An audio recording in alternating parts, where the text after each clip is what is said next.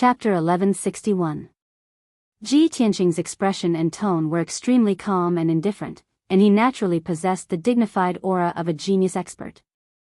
Xiao Linger focused her gaze on his face and eyes, and she only saw his appearance clearly at this moment. Her delicate figure instantly shook as her pupils dilated slightly, and her eyes revealed dense joy and excitement. When she was in the distance, she only saw that Ji Tianqing's strength was formidable, his figure tall and handsome, and his entire body had an oppressive heroic aura that was like a sharp sword. Only when she was close did she notice that not only was Ji Tianqing tall and handsome, he was also extremely handsome, with slanted brows and starry eyes, and his eyes were dazzling and vast like stars. No matter if it was Ji Tianqing's age, strength, bearing, or appearance, they completely matched the Prince Charming in Xiao Linger's heart. She stared blankly at Ji Tianqing and actually forgot to speak for a time, and she stared fixedly at him without blinking. Ji Tianqing's brows raised once more as he revealed a wisp of a puzzled expression. "Miss, what's the matter?" Only now did Xiao Linger return to her senses and notice that she'd lost her composure, and she instantly blushed before lowering her head shyly and timidly. "Young Master Tianqing, I'm Linger. I have a presumptuous request, and I wonder if I can obtain your agreement?" Ji Tianqing nodded lightly and said with an indifferent expression, "Please speak, Miss Linger. As for whether I agree or not, we'll discuss it later." Xiao Linger was even more delighted in her heart when she saw that he didn't refuse right away, and she hurriedly explained. "Young Master Tianqing, the matter is like this. My clan brother and I have to complete an extremely important matter, and we have no choice but to obtain the tailbone and eyeball of the cloud-striped beast. Unfortunately, our strengths are weak, and we've carefully planned for a long time before hiding nearby this mound and secretly observing for 2 days, yet we were unable to find an opportunity to make a move." Before she could finish speaking, Ji Tianqing had guessed her meaning, and he stretched out his hand to point at the cloud-striped beast's corpse as he said, "I'm not interested in the cloud-striped beast's corpse. If Miss Linger wants it, then please dig it up yourself." Seeing him agree to this matter, Xiao Linger's beautiful face revealed a smile that was like a flower, and she bowed with a heart full of excitement. "Thank you, young Master Tianqing. You've helped me greatly. Thank you so much." Ji Tianqing only nodded at her and didn't say anything. He turned around and flew into the sky, following Xiao Han into the distance. Xiao Linger wasn't in a hurry to dig out the tailbone and eyeballs of the cloud-streaked beast. She stood in the sky as she stared fixedly at Ji Tianqing's figure that vanished into the horizon, and she was still unwilling to withdraw her gaze. Xiao Qin stood beside her and said with a complicated tone, "Little sister Ling, he has already left. What are you still looking at? Let's quickly dig out the tailbone and eyeball of the cloud-spot beast. If we're late and other demonic beasts come over, we won't have a chance." Only now did Xiao Linger return to her senses.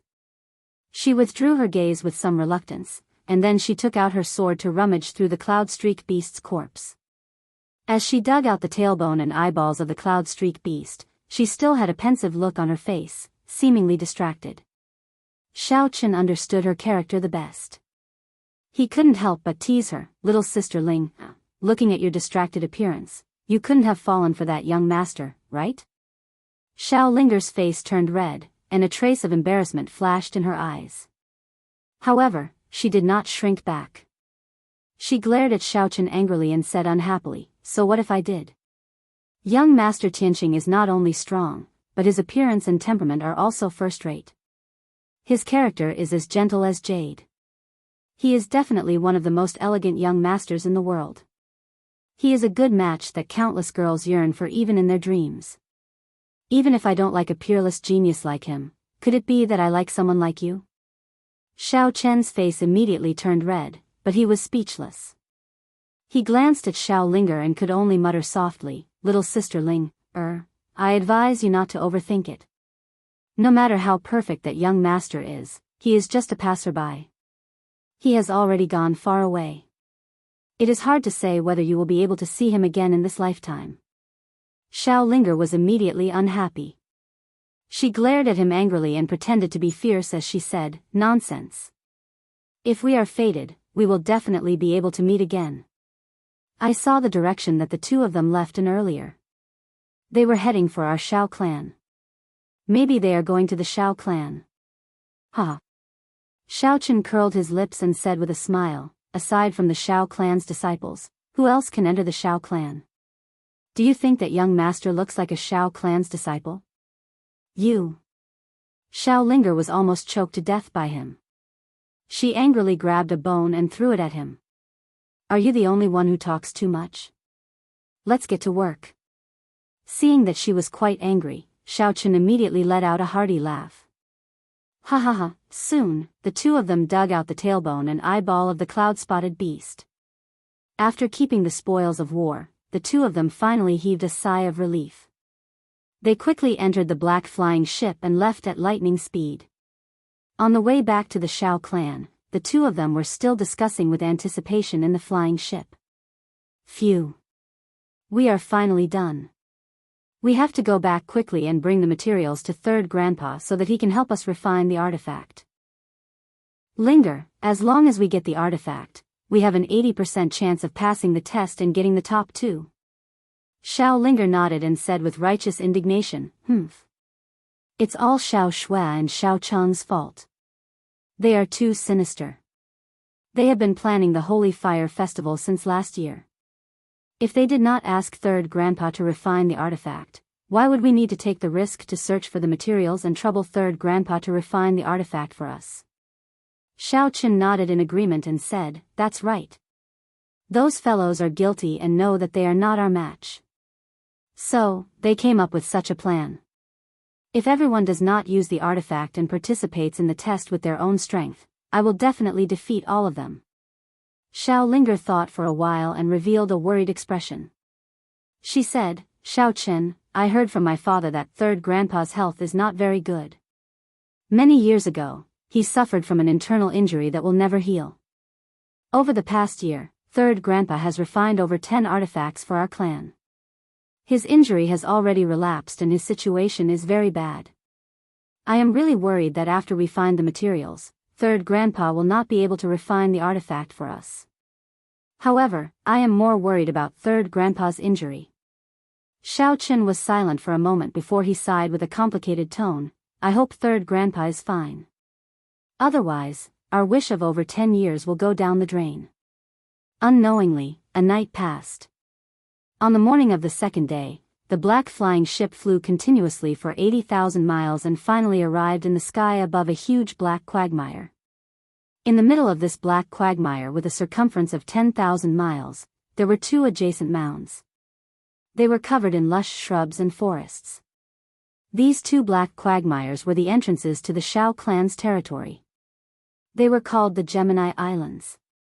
When the black flying ship arrived in the sky above the Gemini Islands, Shao Chen and Shao Linger flew out. The two of them were about to land on the mound and take out their tokens to open the entrance. Suddenly, they saw a dazzling white light in the sky between the Gemini Islands. It condensed into a wide door of light. Chapter 1162. When Shao Chen and Shao Linger saw the 2 figures, they were stunned. The 2 of them revealed an expression of disbelief. Shao Chen even rubbed his eyes as if he had seen a ghost. After a long time, the door of white light disappeared. Only then did the 2 of them come back to their senses. The 2 of them looked at each other in dismay. Their expressions were very strange. Shao Chen frowned and asked in a complicated tone, "Little sister Ling, did I see wrongly? Are they really those 2 people?" "Yes, yes." Shao Linger nodded repeatedly. Her eyes flickered with excitement as she waved her little fists excitedly. "Great! I really hit the nail on the head. Young Master Tianqing really came to the Shao clan. I didn't expect that we would be able to meet again so soon." Shao Chen didn't know whether to laugh or cry as he looked at her. He teased, "Little sister Ling, is your mouth blessed? How could you be right about such things? However, I am thinking, who exactly are they? It is impossible for outsiders to enter the Shao clan. Could they really be disciples of the Shao clan?" Shao Linger's imagination ran wild. She suddenly thought of something and said, our Shao clan has existed for more than 1,000 years. We have already spread our branches and leaves and developed very strong. Perhaps their elders were once disciples of the Shao clan and left for the Central Province continent a few hundred years ago. Now that a few hundred years have passed, a peerless genius appeared among their juniors. Therefore, they wanted to return to the Shao clan to pay respects to the old ancestor. Shao Chen originally felt that it was very absurd. However, after thinking carefully, he nodded in agreement and said, "Yes, that is very possible. Little sister Ling you are still the smart one. Don't be in a daze. Let's go back quickly and find out who they are." Shao Ling grabbed his arm and impatiently flew to the Twin Islands to activate the formation door of light. The two of them took out their identity tokens and executed the Shao clan's formation techniques. Soon, they activated the barrier formation. After a while, a dazzling white light lit up in the middle of the Twin Islands and condensed into a wide door of light. The two of them quickly entered the door of light and disappeared with a whoosh. Ji Tianqing and Shao Han flew side by side in the sky. They were not very fast. As they hurried, they admired the scenery around them. On the ground, there was a vast grassland that stretched as far as the eye could see. The grass was waist-high, and there were many small trees with flowers and fruits in the grass. 100 miles ahead was a majestic mountain range that stretched for nearly 1,000 miles. It was like a gray dragon lying on the ground. The sky was blue, and there were a few scattered white clouds floating in the sky. It was extremely tranquil. The heaven and earth spirit qi in the air was extremely dense, even condensing into patches of colorful clouds and thin mist, sprinkling down tiny drops of spirit liquid. While they were flying, Ji Tianqing couldn't help but exclaim in admiration, "I really didn't expect that in the depths of the barren and desolate great swamp of the southern wasteland, there would be such an otherworldly paradise with abundant natural powers." It was no wonder that the Shao clan was able to flourish and produce so many elites. The choice and decision of the Shao clan's patriarch was indeed bold and wise. Only in this way can a clan continue for 1,000 years without declining, and instead become more and more prosperous. Shao Han slightly nodded and said with a smile, "Young Master Ji is overpraising me. This grotto heaven in the great swamp of the southern wasteland is indeed a paradise. But compared to the many wonders of the central state, it's not worth mentioning. As for our Shao clan's patriarch, he indeed has great wisdom and perseverance. I also deeply admire him for this." If the Shao clan were to emerge and compete with the three great ancient clans, it might be possible for the Shao clan to become the fourth great ancient clan. However, the Shao clan's patriarch once said that everything in the world follows the heavenly Tao. When things reach an extreme, they will move in the opposite direction. If the Shao clan were to participate in worldly affairs and fight for power, it's very likely that it would be destroyed in advance. That Duanmu Shi and the Murong clan are examples. They prospered for 1,000 years. Now, one has perished, and the other is declining. Thinking of this, the wisest choice for the Shao clan to live in seclusion in the great swamp of the southern wasteland. Unknowingly, the two had already flown 100 miles and arrived in the sky above the majestic mountain range. Ji Tianqing looked down at the mountain range below. He saw countless houses and palaces built on the mountain peak, forming many huge manors. In each manor, there were ancient-style palaces built. There were many guards and martial artists moving about. Behind the mountain range, there was a vast grassland. In the middle of the grassland, there were a few clear lakes that were as calm as mirrors. The surface of the lake sparkled. On the grassland around the lakes, there were all kinds of spirit beasts. There were white cranes, winged birds, flame rhinoceroses, golden-winged apes, and so on. It was obvious that the houses on the mountain peak that stretched for dozens of miles were where the Shao clan lived. And the grassland behind the mountain range was where the Shao clan reared their spirit beasts. Ji Tianqing roughly estimated that the manors on the mountain peak could house at least 5,000 to 6,000 people. It was obvious that the Shao clan was indeed a prosperous ancient clan. They had a very prosperous population. "Young Master Ji, we have arrived." Shao Han stopped flying and landed on a huge manor on the mountain peak. That is Tingfeng Garden. It's also where my third uncle lives. In the past 100 years, I have only returned a few times. But every time, I stayed in third uncle's Tingfeng garden. As they spoke, the two landed at the entrance of Tingfeng garden. At the wide and solemn entrance, there were 6 guards in armor standing guard. They looked solemn and serious. After seeing Ji Tianqing and Xiao Han, one of the guards hurriedly came forward to greet them. He bowed respectfully and asked, "Elder, may I know which branch you are from? Who are you looking for in Tingfeng garden?" Xiao Han took out an identity token and said solemnly, "I am from the 3rd branch, Xiao Han. I am here to visit the 3rd elder." Xiao Han. The guard was stunned for a moment. Then, he revealed a look of admiration and quickly bowed. "You are young Master Han from our 3rd branch? The divine general who guards the Eastern Sea?" The guards were all excited, and their eyes were filled with disbelief. Obviously, they had heard of Xiao Han's reputation but had never seen him in person. Xiao Han nodded slightly and put away the token.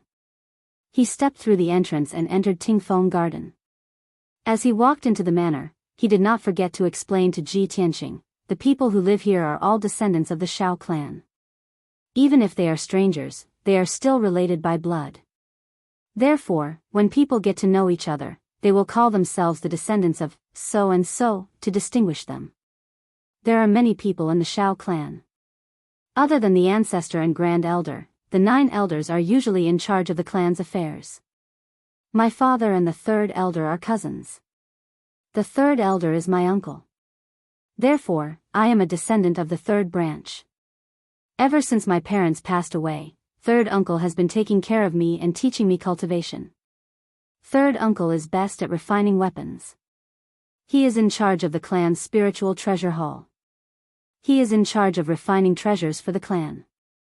Unfortunately, 3rd uncle's health has always been poor. He has hidden injuries that are difficult to heal. I have been worried but have not had the time to visit him. I am ashamed to say that." Chapter 1163.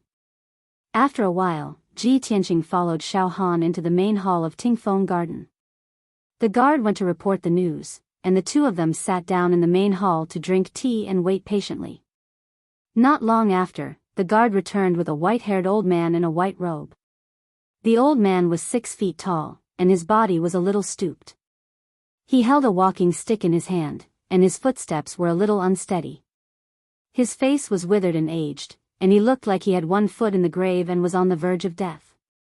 His weathered face was full of wrinkles, and his sunken eyes were a little dim. The aura of his magic power was also faintly discernible and very dim. Ji Tianqing could see that this old man was originally a transcendent expert in the spirit refinement realm. However, the old man was already old, and his body was plagued with internal injuries and hidden illnesses. His vitality was withered, and his soul power was weak. He did not have much time left. Seeing the old man in this state, Xiao Han immediately stood up with an expression of disbelief, and called out in a worried tone. "Third uncle. Your injuries, did they relapse?" As he spoke, he quickly went up and helped the white-haired old man to the main seat. The white-haired old man was the 3rd elder. After he slowly sat down, his withered face squeezed out a smile, and he looked kindly at Xiao Han. He nodded and said, "Xiao Han, you're finally back. I haven't seen you for more than 20 years, and you haven't changed at all. Seeing that you're getting better and better, this old man is relieved." Cough, cough, cough. As he spoke, the 3rd elder coughed violently.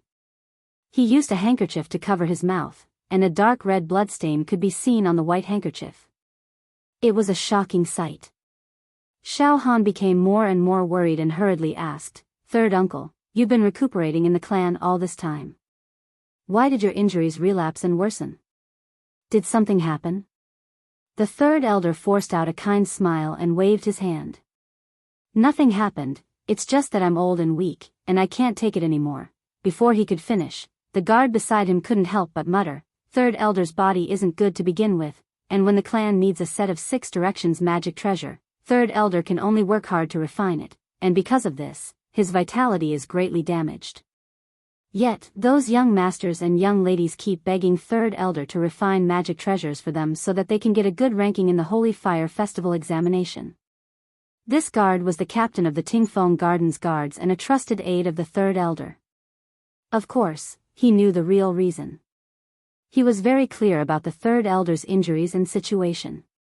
He was worried and angry, so he couldn't help but say it. The moment Xiao Han heard, he immediately frowned and said with a face full of anger, "This bunch of little brats are seriously too outrageous." In order to fight for a chance to leave the Xiao clan, he actually came up with such a method. No wonder Third Uncle's injuries worsened. What are the names of those brats? I'll go and settle the score with their elders. The guard quickly replied, "There's young Master Xiao Chong from the 2nd branch and young Miss Xiao Shui from the 5th branch." Without waiting for him to finish, the Third Elder raised his hand and interrupted him. "Shut up. The younger generation of disciples are working hard to cultivate. Isn't it to see the outside world? These little brats are all very outstanding. How can I bear to reject them? Xiao Han, don't pursue this matter anymore. Let them be." "Third Uncle. But your body." Xiao Han was still angry and refused to give up. The Third Elder lightly shook his head and said, "Let's not talk about this matter anymore. Xiao Han, you haven't introduced this person beside you to me. This is..." As he spoke, he turned his head to look at Ji Tianqing and a kind smile appeared on his old face. Xiao Han quickly introduced, "Third Uncle, this is the young Master Ji that I mentioned in the letter. The Emperor's most valued Tianjin region lord and the most outstanding prince in the monarch's mansion."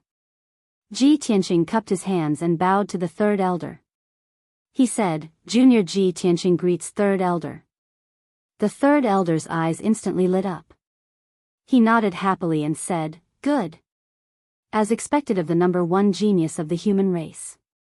What a heroic and extraordinary genius."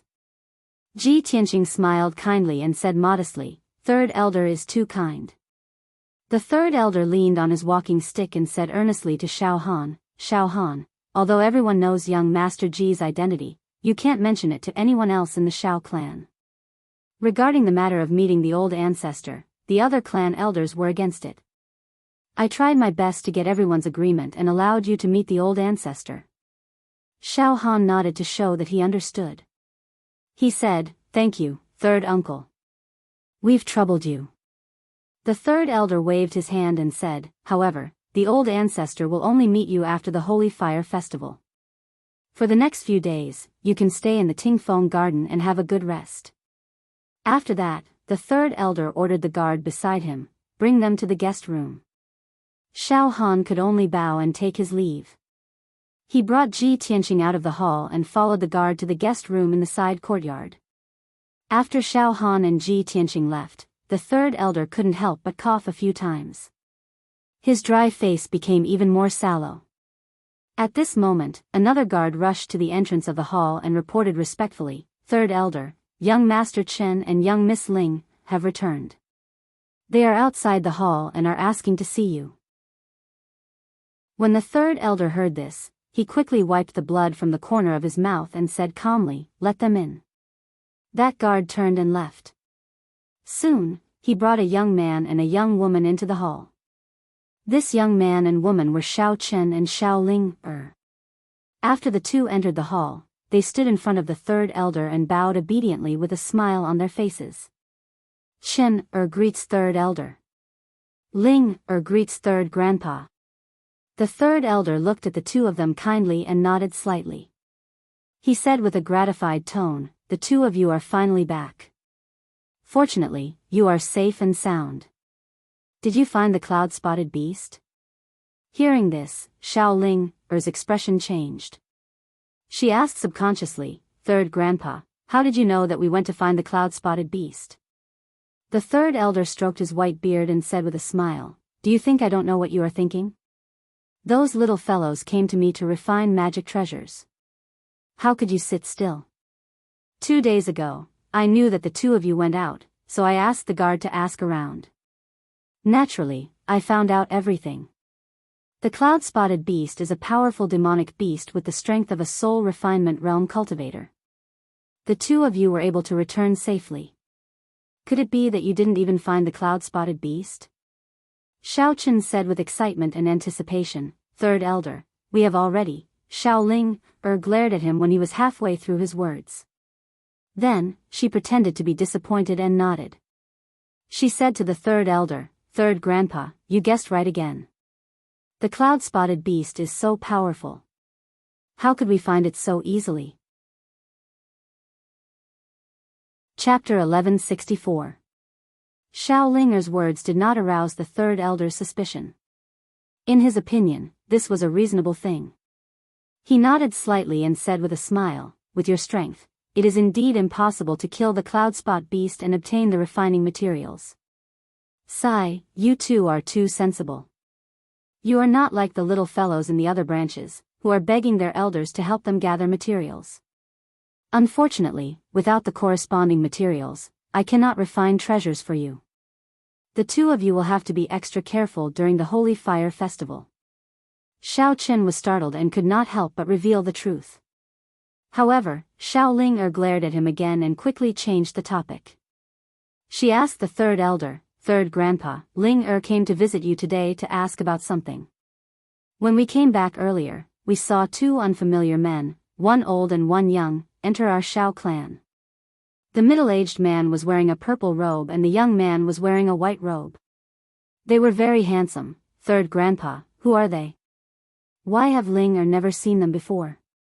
The third elder's old face immediately revealed a gratified and proud expression. He nodded and said, the two people you are talking about, I just met them. They are now living in Tingfeng Garden. The man in the purple robe is your uncle, your father's cousin. You should have heard of his name. He is Xiao Han, the pride of our third branch and the entire Xiao clan. Xiao Han? Xiao Chen's eyes widened, revealing a gaze full of worship and excitement. He said with a trembling voice, the divine general of the eastern forest, Uncle Xiao Han, who guards the eastern sea border. He actually came back. That's great. I have heard of his legends since I was young and have always admired him. I hope that when I grow up, I can bring glory to my ancestors and guard the continent. Xiao Ling was also very excited and pleasantly surprised. She could not help but ask, oh my God. He is actually Uncle Xiao Han. I did not expect to see the divine general of the eastern forest. That's right, third grandpa, where is the young man beside Uncle Xiao Han? Who is he? The third elder smiled and nodded, that is Xiao Han's nephew, Tianxing. He is a genius 10 times more outstanding than Xiao Han. It's really him. Xiao Ling was so excited that her eyes sparkled. She couldn't help but clench her little fists and think to herself with joy, that's great. He's in Tingfeng Garden, and I'll be able to see him soon. Xiao Tianxing, I will definitely find you and get to know you again. The third elder saw their reactions and guessed their thoughts. He reminded them in a serious tone, Xiao Han is returning to the Xiao clan this time to bring the top 2 disciples with him. The disciples who obtained the top 2 positions would serve under Xiao Han and receive his promotion and care.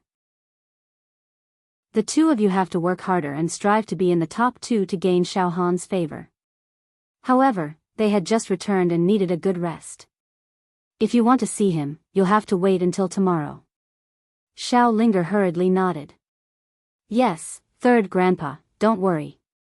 We'll surely not be rash and abrupt. Xiao Chen suppressed the excitement in his heart and nodded repeatedly. After that, the two of them bowed to the third elder and left the hall.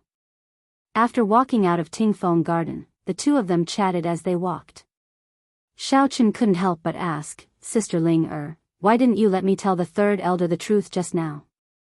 Xiao Ling glared at him and said unhappily, are you stupid? Didn't you see that third grandpa's injuries have worsened and his complexion is even worse? Third grandpa refined the 6 harmonies magic treasure for the clan and also refined magic treasures for Xiao Shui and the rest. His vitality has been greatly damaged and his internal injuries have flared up. How can we cause trouble for third grandpa and let him refine magic treasures and worsen his injuries? Xiao Chen frowned and said with a heart full of worry, I also understand this logic. However, Xiao Shui and Xiao Chong both have magic treasures and we don't. When the time comes, we'll be at a disadvantage in the examination. If we can't obtain the top 2 positions, we'll lose the great opportunity to follow Uncle Xiao Han. Xiao Ling thought for a while and her quick-witted eyes turned. She immediately had an idea. Xiao Chen, how about this? Tomorrow, we'll go pay a visit to Uncle Xiao Han and sound him out. If there's a chance, we'll hint to Uncle Xiao Han and let him set the rules of the examination. We're not allowed to borrow external forces or use magic treasures. Xiao Chen's eyes immediately lit up and he nodded repeatedly. Hey, this idea is not bad. This is very fair to everyone. Just as he finished speaking, a disdainful sneer came from the front. Hee hee. Only the weak have extravagant hopes for fairness. Suddenly hearing these words, Xiao Chen and Xiao Ling stopped in their tracks and raised their heads to look forward. They saw that on the bluestone road in front of them, there were 3 young men and women walking towards them.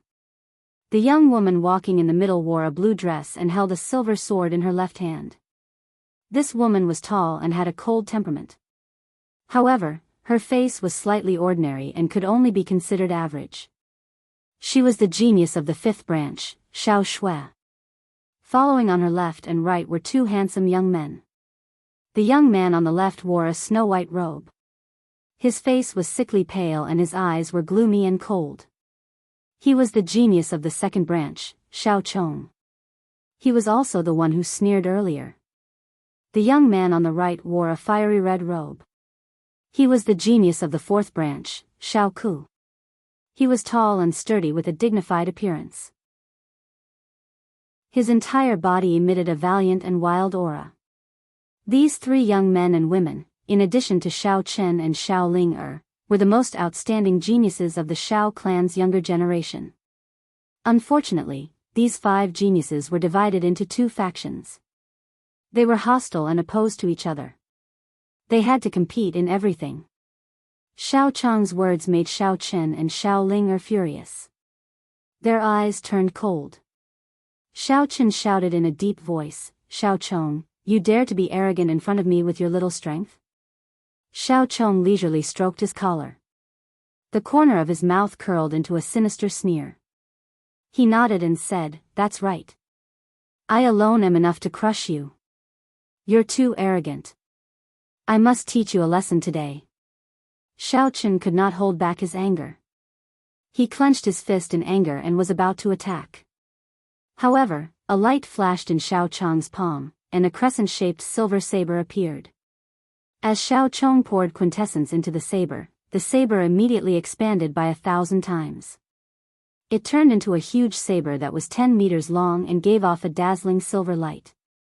A strong wind swept up on the blue stone path. The berserk saber chi was pointed at Xiao Chen. Xiao Chen, you can't even take one saber strike from me. Do you believe me? Xiao Chen was immediately driven mad. However, due to the might of the silver saber, he did not dare to attack Xiao Chong. Xiao Ling cursed angrily, Xiao Chong, you shameless despicable person. Aren't you just relying on the might of your magic treasure? Chapter 1165. Xiao Chen and Xiao Ling's true strength was definitely not weaker than Xiao Chong's. In fact, they were even slightly stronger. However, a soul-ranked enchanted treasure could increase Xiao Chong's combat prowess by 2 to 3 times, completely suppressing the 2 of them. This was what they were most dissatisfied with and angered them the most. Xiao Chong controlled the 10-meter-long silver-breaking moon saber to hover above Xiao Chen's head, showing off his might.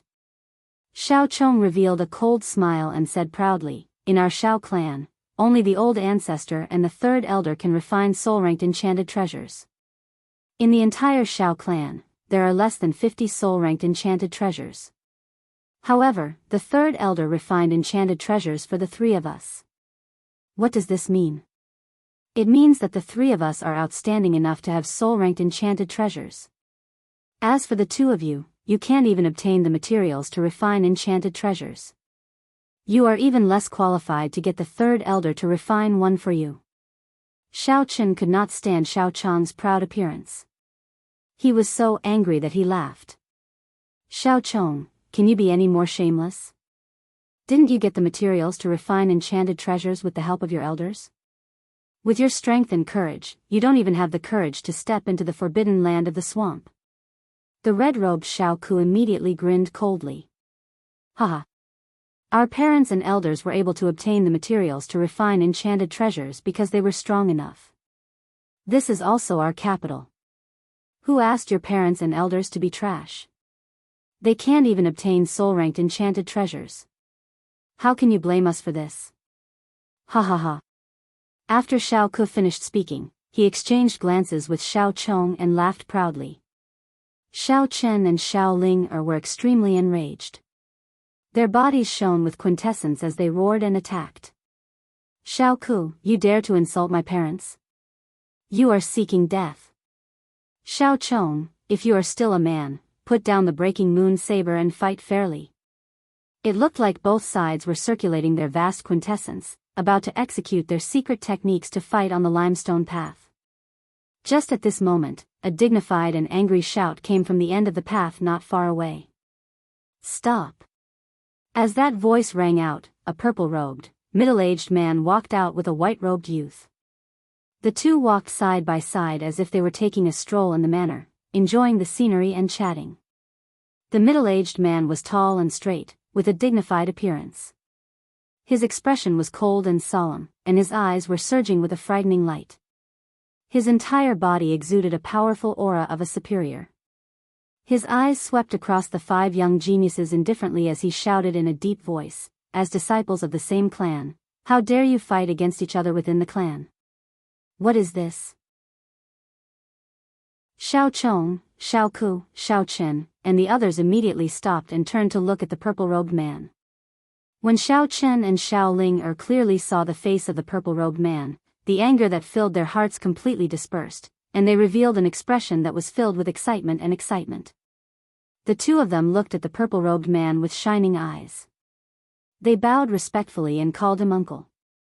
Without a doubt, the purple-robed man was Xiao Han. Xiao Chen stared at Xiao Han without blinking. His eyes were filled with worship and reverence. Xiao Linger's gaze instead descended onto Ji Tianqing, who was beside Xiao Han, and she carefully sized him up. Although Xiao Chong, Xiao Ku, and Xiao Shui did not recognize Xiao Han, they knew that he was an elder of the Xiao clan. The 3 of them stopped and withdrew their weapons and magic treasures. Xiao Chong glanced at Xiao Han and looked at Xiao Chen with contempt. He shouted in a low voice, Xiao Chen, consider yourself lucky today. With an elder present, this young master will spare you this time. 3 days later, during the Holy Fire Festival's test, I will definitely defeat you in front of everyone and make you roll off the stage like a dog. After he finished speaking, he turned around and left with Xiao Ku and Xiao Shui, swaggering away. From the beginning to the end, they only glanced at Xiao Han and Ji Tianqing. They did not put the 2 of them in their eyes. Xiao Chen and Xiao Ling were unable to restrain their anger. They were so angry that they gnashed their teeth. However, they could only suppress their anger in their hearts and could not vent it out. When Xiao Han saw that the matter had calmed down, he no longer cared about the youths. He brought Ji Tianqing along the bluestone path and strolled around the manor. As the 2 of them strolled, Xiao Han gave Ji Tianqing an apologetic smile. Tianqing, I've made a fool of myself earlier. Ji Tianqing shook his head and chuckled, it's nothing. It's normal for youths to be competitive. Moreover, the Xiao clan has many branches and the relationships between the younger generations are distant. It's inevitable that there will be some grudges and conflicts. Xiao Han nodded with some regret, that's right. This is the trouble of a big clan. Back then, the young geniuses of my generation were also not convinced of each other's strength and secretly schemed against each other. However, the young geniuses of my generation were more shrewd and would not shed all pretense of cordiality in public like them. Perhaps, the Xiao clan is getting worse with each generation and will gradually decline and wither away. Ji Tianqing only smiled and did not say anything. The 2 of them walked half a circle around the manor. Just as they entered a garden, a guard quickly came over and reported to Xiao Han, Lord Xiao Han, the Great Elder knows that you have returned and ordered me to send a message for you to meet him. He has something to discuss with you. Xiao Han was stunned for a moment. He turned to Ji Tianqing and said apologetically, Tianqing, I'm sorry. I have to leave, it's fine. Go ahead and do what you need to do. I'll walk around by myself.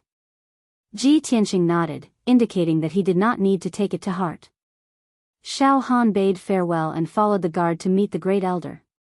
Ji Tianqing strolled alone in the garden. He walked to the pavilion in the middle of the lake and sat down. He revealed a playful smile and seemed to be talking to himself, come out. There's no one else here. It was quiet all around. There was not a single person. He raised his eyebrows and stared at the rockery by the lake with playful eyes. He chuckled and said, Miss, do you think that you can hide from the senses of a soul refinement expert? As his voice fell, a graceful figure walked out from behind the rockery. It was a girl around the age of 20, wearing a yellow dress. She had a beautiful face and a cute temperament. It was Xiao Ling. She lowered her head timidly and pouted in a depressed mood. She took small steps towards the pavilion in the middle of the lake. After entering the pavilion, she stood in front of Ji Tianqing and bowed slightly. Ling greets Big Brother Tianqing. Please forgive me, Big Brother Tianqing. Ling follows you without ill intentions. Ling just didn't expect that you were also a disciple of my clan. Ling was excited and wanted to thank you in person.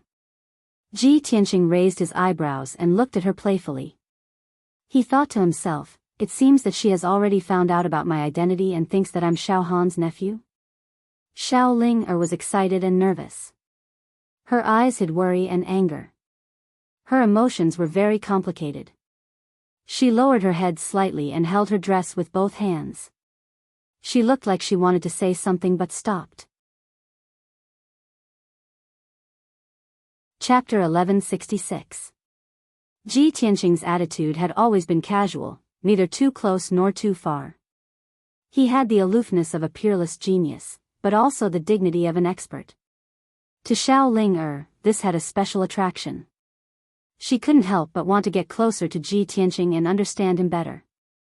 Especially when Ji Tianqing looked at her. His eyes were as clear as water, without any surprise or lust. This made her admire him even more, but also a little disappointed. After all, she was the publicly acknowledged #1 beauty in the Xiao clan, the most outstanding among the young women. Many young men in the Xiao clan admired her very much. Some were secretly in love with her, and some were openly pursuing and pestering her. Ji Tianqing saw that Xiao Ling was a little dazed, as if she was thinking about something. He asked, why did you follow me here? Xiao Ling came back to her senses and answered subconsciously, of course, I want to thank you in person. Before she could finish, Ji Tianqing raised his hand and interrupted her. He asked again, other than that? Xiao Ling was stunned for a moment, and her heartbeat inexplicably accelerated. She secretly looked at Ji Tianqing and asked tentatively, Big Brother Tianqing, can I sit down and chat with you? Ji Tianqing thought for a moment and nodded. Feel free. Xiao Ling was a little excited, and she sat down beside him with a face full of smiles. Ji Tianqing's easygoing and approachable made her feel relaxed and no longer nervous. She turned her head to look at Ji Tianqing and asked, Big Brother Tianqing, I heard that you are Uncle Xiao Han's nephew, but I have never seen you before. You didn't grow up in the Xiao clan, right? Of course not. Xiao Ling's eyes flickered with quick-wittedness. She asked, then can you tell me about the outside world? What's it like? The outside world. Ji Tianqing paused for a moment and smiled. It's very exciting and very complicated. After saying that, he looked at Xiao Ling. You seem to yearn for the outside world? Of course. Xiao Ling nodded without hesitation and said, it is not just me. Most of the Xiao clan disciples are not willing to stay here. They all want to go out and adventure. Men wanted to roam the world and establish their careers. They wanted to become a great hero like Uncle Xiao Han, a peerless expert.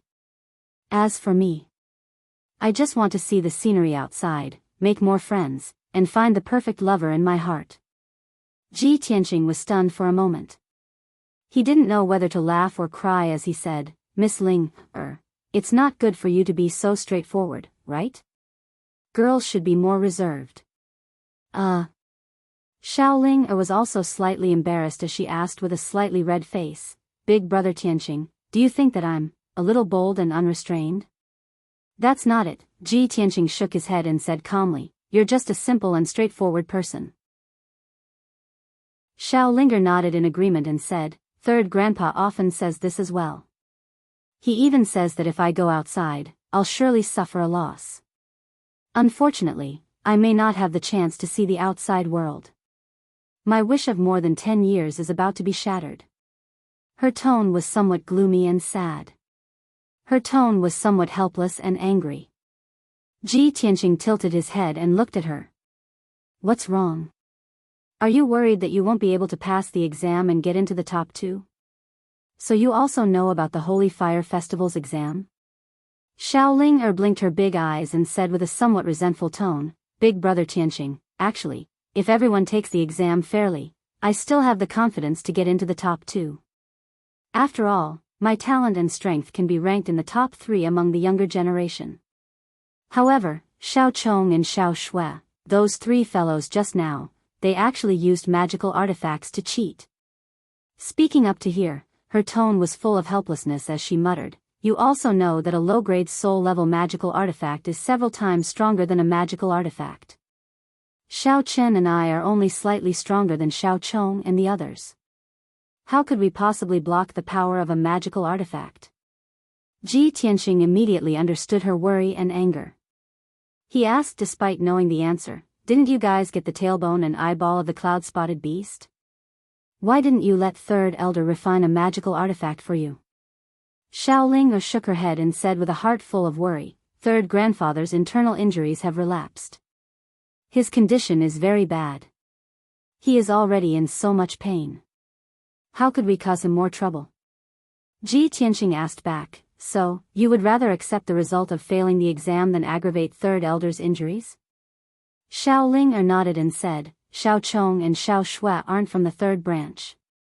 Of course, they wouldn't care about Third Grandfather's condition. However, we can't do that. Hearing her say this, Ji Tianqing couldn't help but look at her again.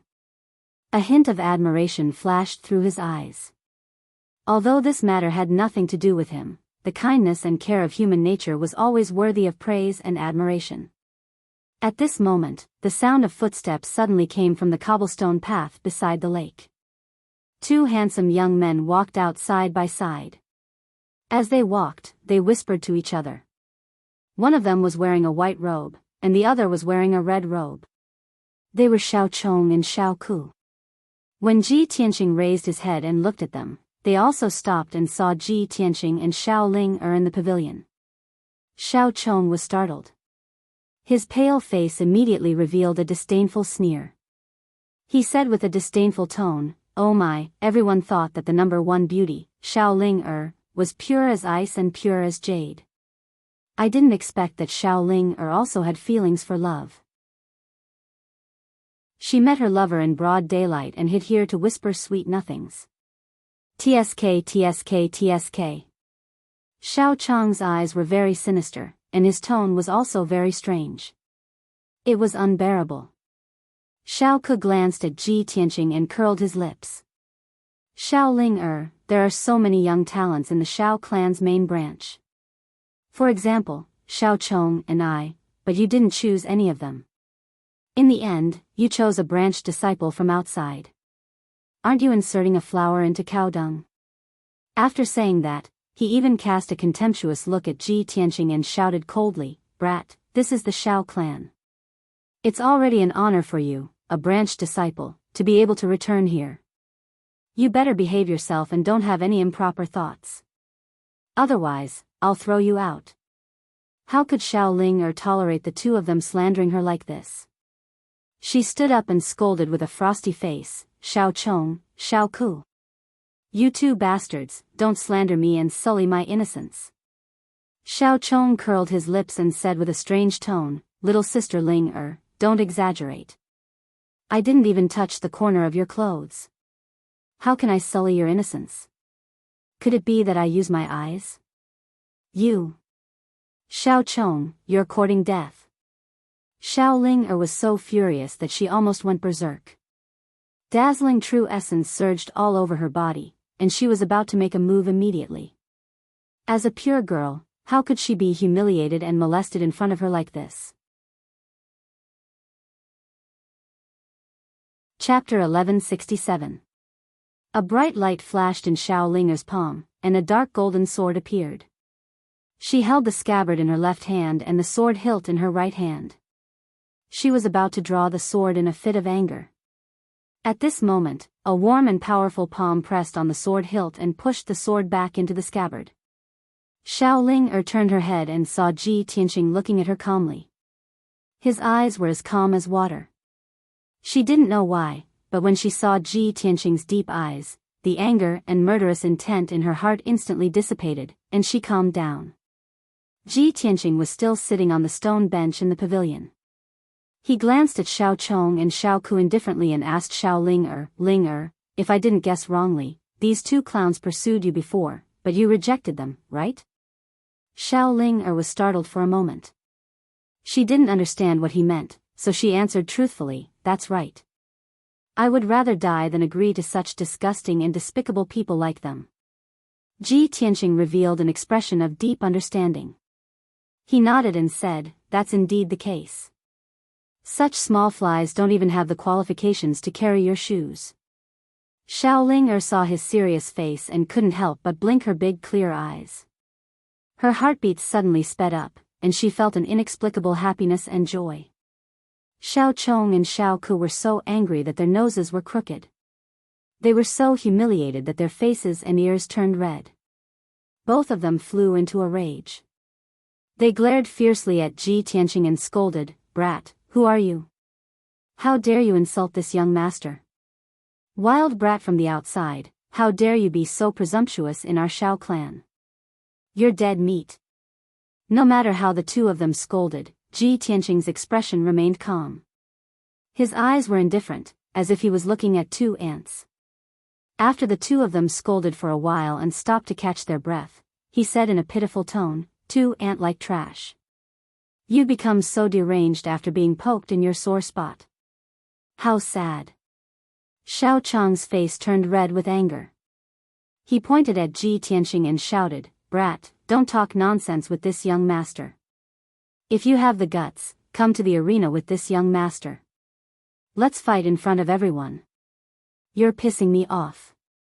I'm going to break all 5 of your legs and make sure you don't have any descendants. Xiao Ku also hooked his finger at him and said provocatively, kid, if you're still a man, then fight with me. Xiao Linger couldn't bear to see the two of them being so arrogant.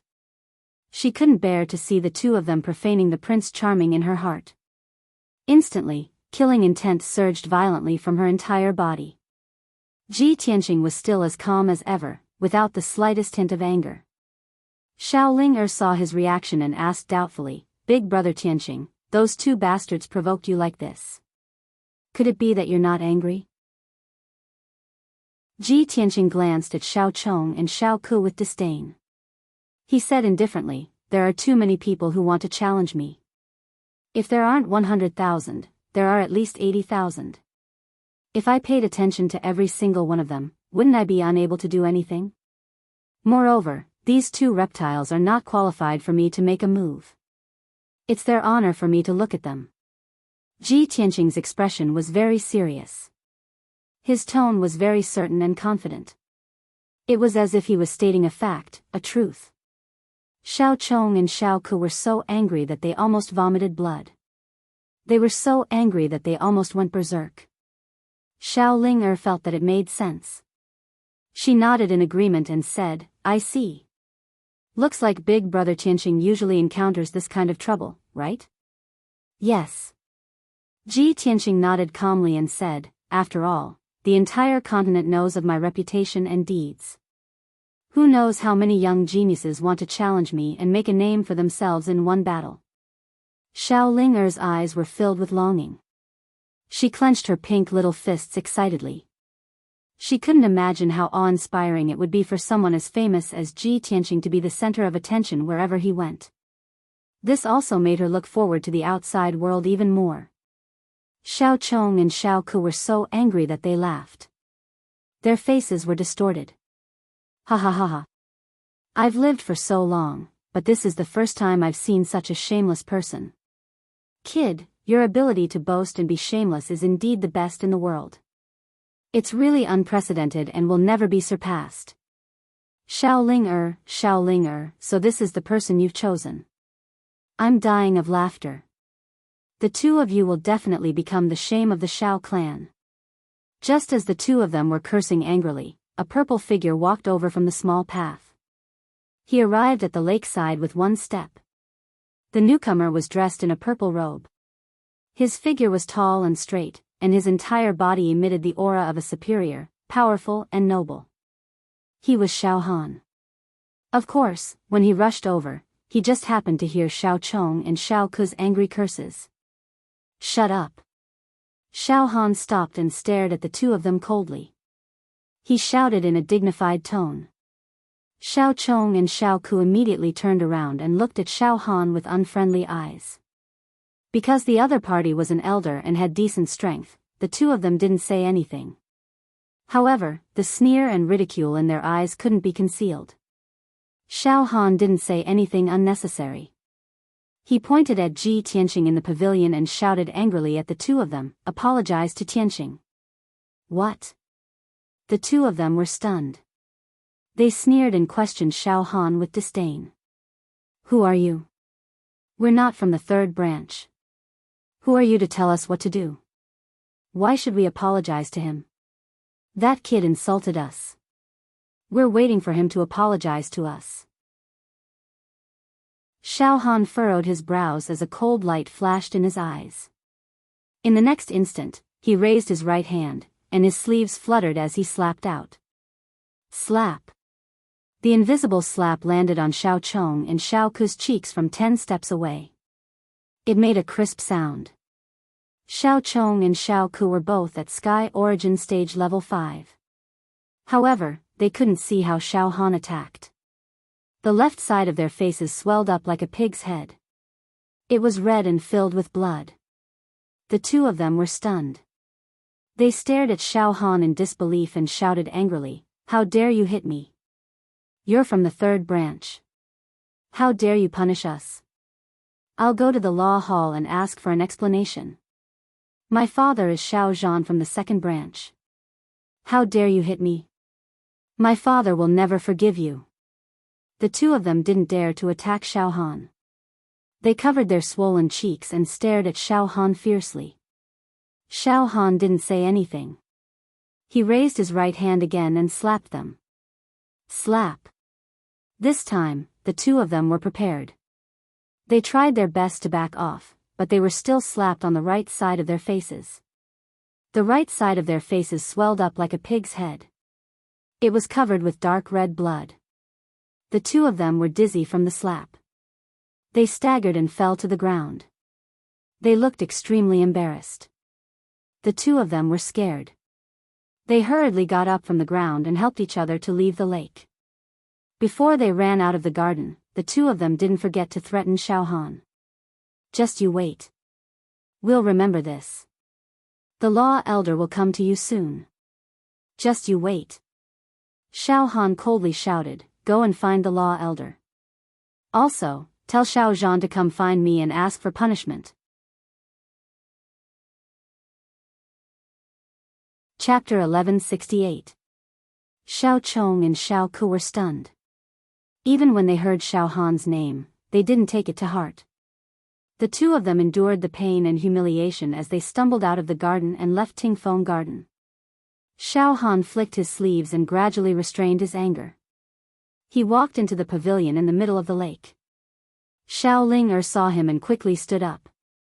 She bowed obediently and said, "Ling greets uncle." Xiao Han didn't take it to heart. He just nodded and walked to Ji Tianqing. He said apologetically, "Tianqing, the first elder and I were discussing the Holy Fire Festival and delayed some time. I didn't expect that not long after I left, those two little bastards dared to humiliate you. I'm really sorry. Obviously, Xiao Han was worried that Xiao Chong and Xiao Ku would anger Ji Tianqing and cause him to harbor resentment. If he caused trouble in the Xiao clan, the entire Xiao clan wouldn't have peace. The Duanmu clan and Murong clan were examples. Xiao Han was very clear about Ji Tianqing's terrifying power. Fortunately, Ji Tianqing waved his hand and said calmly, "You don't have to take it to heart. Among the younger generation, the one who can humiliate me hasn't been born yet." Xiao Han was stunned for a moment. He smiled and nodded. That's right. In this world, who has the right to humiliate you? Blame those two little bastards for being blind. They're really frogs at the bottom of a well. They actually dared to be so presumptuous. Tianqing, this matter is also because you're magnanimous and didn't lower yourself to their level. Xiao Ling stood at the side and stared at Xiao Han and Ji Tianqing with her big clear eyes. A hint of doubt flashed in her eyes. She was very smart. Of course, she could see that Xiao Han's attitude toward Ji Tianqing was very respectful. It didn't seem like a senior to a nephew. It was more like a friend of the same generation. This made her very confused. She couldn't understand the reason. Xiao Han secretly heaved a sigh of relief when he saw that Ji Tianqing didn't take it to heart. He sat down beside Ji Tianqing and asked doubtfully, "Tianqing, who is this lady? Why are you here?" Ji Tianqing chuckled. "Logically speaking, this lady is your niece. You should be more familiar with her than me, right? I was bored wandering around Tingfeng Garden alone, so I decided to chat with her when I saw her here." Xiao Han said awkwardly, "I haven't been back for more than 20 years. How would I know these juniors?" Xiao Ling was extremely quick-witted. She hurriedly bowed and explained, "Uncle Xiao Han, I'm called Xiao Ling. My father is your cousin, called Xiao Jianlong. You should remember, right?" Only then did Xiao Han come to a realization. Looking at Xiao Ling in disbelief, he said with a nod, "So, it's Ilong's daughter." Who would have thought that after not seeing him for more than 20 years, Ilong's daughter has already grown up and is still so beautiful? This brat must have married a beautiful wife. Xiao Ling nodded repeatedly and said with a face full of pride, "Uncle, you should also know my mother. She is Xiao Ingmin from the 9th branch." Xiao Han stroked his beard with a faint smile and nodded repeatedly, saying, "Of course I know. Back then, I cultivated with your parents. At that time, your father took great care of your mother, circling around her all day. I didn't think that the two of them really got married. Sigh, several decades have passed in a flash." Talking about the past, Xiao Han revealed a look of reminiscence, full of sighs and emotions. Ji Tianqing listened silently by the side, interjecting a sentence or two from time to time to adjust the atmosphere. Xiao Ling got familiar with Xiao Han very quickly, calling him uncle affectionately. Xiao Han was also rather fond of her and treated her like his own niece. Ji Tianqing saw that the time was ripe and said to Xiao Han, "Oh right, Miss Ling was still talking to me earlier, saying that she has something to ask of you. Now that you're all present, let Miss Ling tell you personally." Xiao Han nodded with a smile and asked, "Ling what is it? Feel free to say it." "Ah." Xiao Ling was also stunned. She stared blankly at Ji Tianqing and thought to herself, "When did I say these words to him?" Ji Tianqing smiled at her and reminded her, "Miss Ling didn't you say just now that the Holy Fire Festival's assessment is unfair and that some people can borrow the power of Dharma treasures?" Xiao Ling suddenly understood and cast a grateful look at him. She nodded repeatedly and said, "Yes, that's it." She grabbed Xiao Han's arm and pleaded pitifully, "Uncle, I heard that you're in charge of supervising this year's Holy Fire Festival's assessment, and you also have to guide the top 2 disciples in the assessment. I don't ask you to help me with anything, but I hope that you can change the assessment rules and prohibit everyone from using Dharma treasures. This will be fair to everyone." Xiao Han frowned and asked, "Ling the Holy Fire Festival is a tradition of the Xiao clan, and the assessment is also a rule set by the old ancestor. How can I have the authority to change it? Why don't you tell me what happened?" Thus, Xiaoling narrated the whole story of the matter in full detail. After Xiao Han finished listening, he frowned with a grave expression. No wonder the third elder's condition is so bad. This is really infuriating. But the third elder doesn't know that 2 of the 3 juniors he helped with heart are mischievous villains. After a moment of silence, he sighed with a heart full of worry and said, Ling I can understand your feelings, but I can't do anything about changing the assessment rules. The third elder's body is already so bad, and he definitely can't help you refine Dharma treasures. How about this, I'll help you refine Dharma treasures. No, it's the Holy Fire Festival 3 days later. I can't make it in time even if I rush now. Xiaoling immediately revealed a face full of disappointment and said with tears in her eyes, Uncle, you're the Donglin Divine General.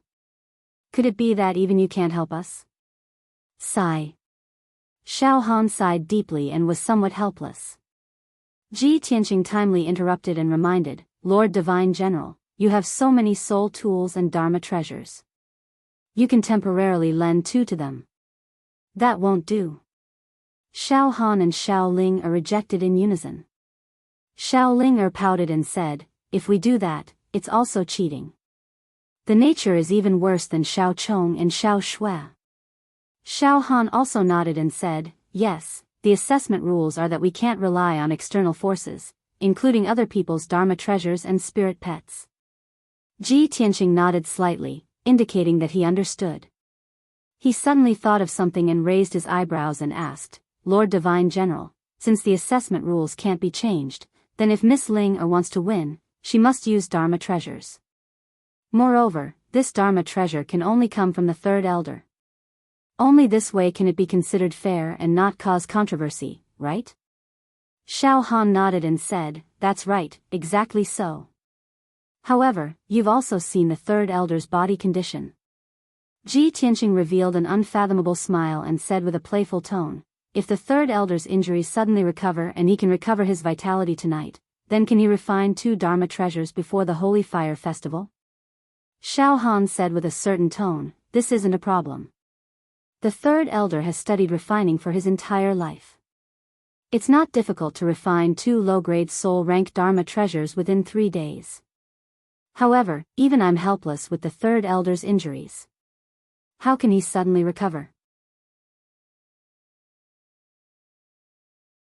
Chapter 1169. Ji Tianqing looked at Xiao Han and revealed a confident smile. Miracle? I'm the best at creating miracles. Xiao Han was stunned for a moment and looked at him in disbelief. Tianqing, can you cure third elder's injury? Xiaoling was also shocked and looked at him expectantly. Ji Tianqing nodded and asked with a smile, General, have you heard of Miracle Dr. Bailey? Xiao Han didn't know the inside story and answered honestly, of course I have. Miracle Dr. Bailey is a famous miracle doctor in the continent. He has miraculous skills and can bring the dead back to life. Ji Tianqing smiled and said, there's something you might not know. I'm Miracle Dr. Bailey's disciple. Ah! Xiaoling suddenly exclaimed and her clear eyes were filled with joy. That's great.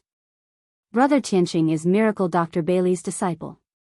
He can definitely cure third grandfather. Xiao Han also came back to his senses and revealed a gratified expression. He smiled and said, Tianqing, if you can cure third elder, I and the disciples of the third branch will remember this kindness. Thank you so much. Ji Tianqing waved his hand and said, it's too early to talk about gratitude. Let's go take a look at third elder's injury first.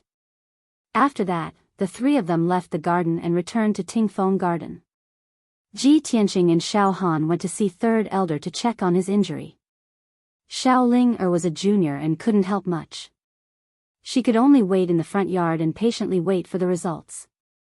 Third elder knew Ji Tianqing's true identity and heard that he was Miracle Dr. Bailey's disciple. Naturally, he trusted him.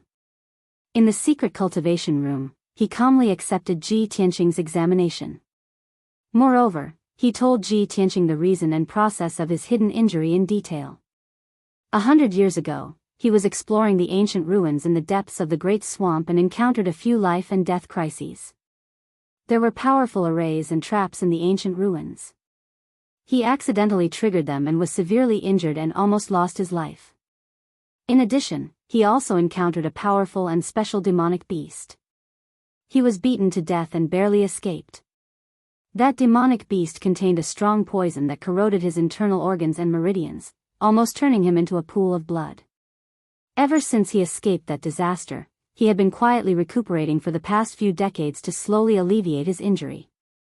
However, the injury that year affected his internal organs and soul and was basically difficult to heal. Usually, he had to use more than half of his power to suppress his injury. In the past year, he had consumed too much of his energy and his old chi was damaged. Of course, his old injury. Moreover, the injury had relapsed, and the situation had become very bad. The third elder estimated that with the condition of his body, he would not live for more than 3 years. Hearing this, Xiao Han was immediately filled with worry. He asked Ji Tianqing, "Tianqing, are you confident in curing third elder?" Ji Tianqing thought about it seriously, then nodded and said, "I have 90% confidence." "That's great." Xiao Han secretly clenched his fist and excitedly praised. The third elder also felt that it was inconceivable. His old face was flushed with excitement. "Tianqing, can I really be saved?" Ji Tianqing nodded and smiled. "Third elder, you don't have to worry. Although your injury is troublesome, it is not an incurable disease. Please lie on the cold ice jade bed and enter a state of deep sleep. I have to start treating your injury as soon as possible." The third elder saw the hope of life. Of course, he was full of excitement and expectation.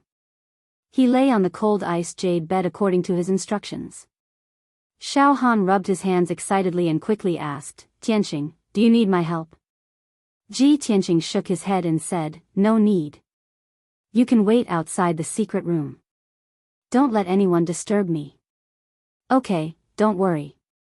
Xiao Han nodded and quickly left the secret room to guard outside the door. In the dark secret room, only Ji Tianqing and the third elder were left. The third elder had entered a state of deep sleep and isolated all his senses. This way, he wouldn't feel any pain when Ji Tianqing treated his injury. Ji Tianqing first used the secret technique of the Wood Emperor's umbrella to treat the third elder's injury. Then, he transferred boundless green wood magic power to the third elder and fed him a few soul-grade elixirs. After the third elder's injury was mostly healed, he used the heaven-mending pearl to remove the remaining poison in the third elder's body and repair his internal organs and soul. This process was very slow and would take a long time. But he had enough patience to treat the third elder's injury bit by bit. Unknowingly, 4 hours had passed and night had fallen. In the manner of the Shao clan's second branch, the lights were brightly lit. In an antique study, a middle-aged man in a purple robe was sitting. This man was tall and sturdy and had a dignified appearance. He had a mustache and exuded the aura of an expert. He was the son of the second branch's elder, Xiao Zhan, the next elder's successor. He was engrossed in reading a book when the study's door was opened. A young man with swollen cheeks like a pig's head walked into the study with weak steps. His entire body was wrapped in anger and resentment. "Father, you must avenge me." The young man was Xiao Chong. He walked quickly to Xiao Zhan and shouted angrily. His tone and eyes were filled with anger and resentment. Xiao Zhan put down the book in his hand and turned to look at Xiao Chong. He frowned when he saw Xiao Chong's miserable appearance. "Chong, what happened to you? Who beat you up like this?" Xiao Chong's eyes surged with cold light. He gritted his teeth and cursed, "It's the bastard from the third branch. He sided with Xiao Ling, and Xiao Ling's lover and beat me and Xiao Ku, bastard." Xiao Zhan slammed the table in anger and shouted angrily, "The third branch is too presumptuous. How dare they beat up my son? Chong, do you know that person's name? Tell me, I won't let him off." Xiao Chong thought for a moment and quickly replied, "That guy is an elder from the third branch. I think he's called Xiao Han." "What did you say?" Xiao Zhan's eyes widened. He asked in a panicked tone, "You said the person who beat you is called Xiao Han?" "That's right. It's that bastard." Xiao Chong didn't notice the change in his father's expression. He still cursed angrily, "That bastard is too arrogant. He beat us up in front of Xiao Ling, and her lover, and even clamored for us to kneel down and apologize. He even said that he wants you to find him and apologize. This guy is really crazy. Who does he think he is?" Xiao Zhan's expression changed drastically. He shouted in a deep voice, "Shut up. You bastard, are you crazy?" Xiao Chong raised his head in confusion and asked, "Father, what's wrong with you? Did you take the wrong medicine? That bastard beat me up and humiliated you. Why are you scolding me?" Xiao Zhan furiously raised his right hand and slapped Xiao Chong's face with a "pa" sound. Chapter 1170. Xiao Chong was slapped in the face and fell to the ground. His face was already swollen like a pig's head, and after being slapped by Xiao Zhan, it split open and started bleeding. He fell to the ground and covered his bleeding face with his hands, looking at Xiao Zhan in disbelief. "You hit me. That bastard from the third branch hit me, and not only did you not avenge me, you hit me. You don't deserve to be my father." Xiao Chong was trembling with anger. He stared at Xiao Zhan with cold eyes and roared in a low voice.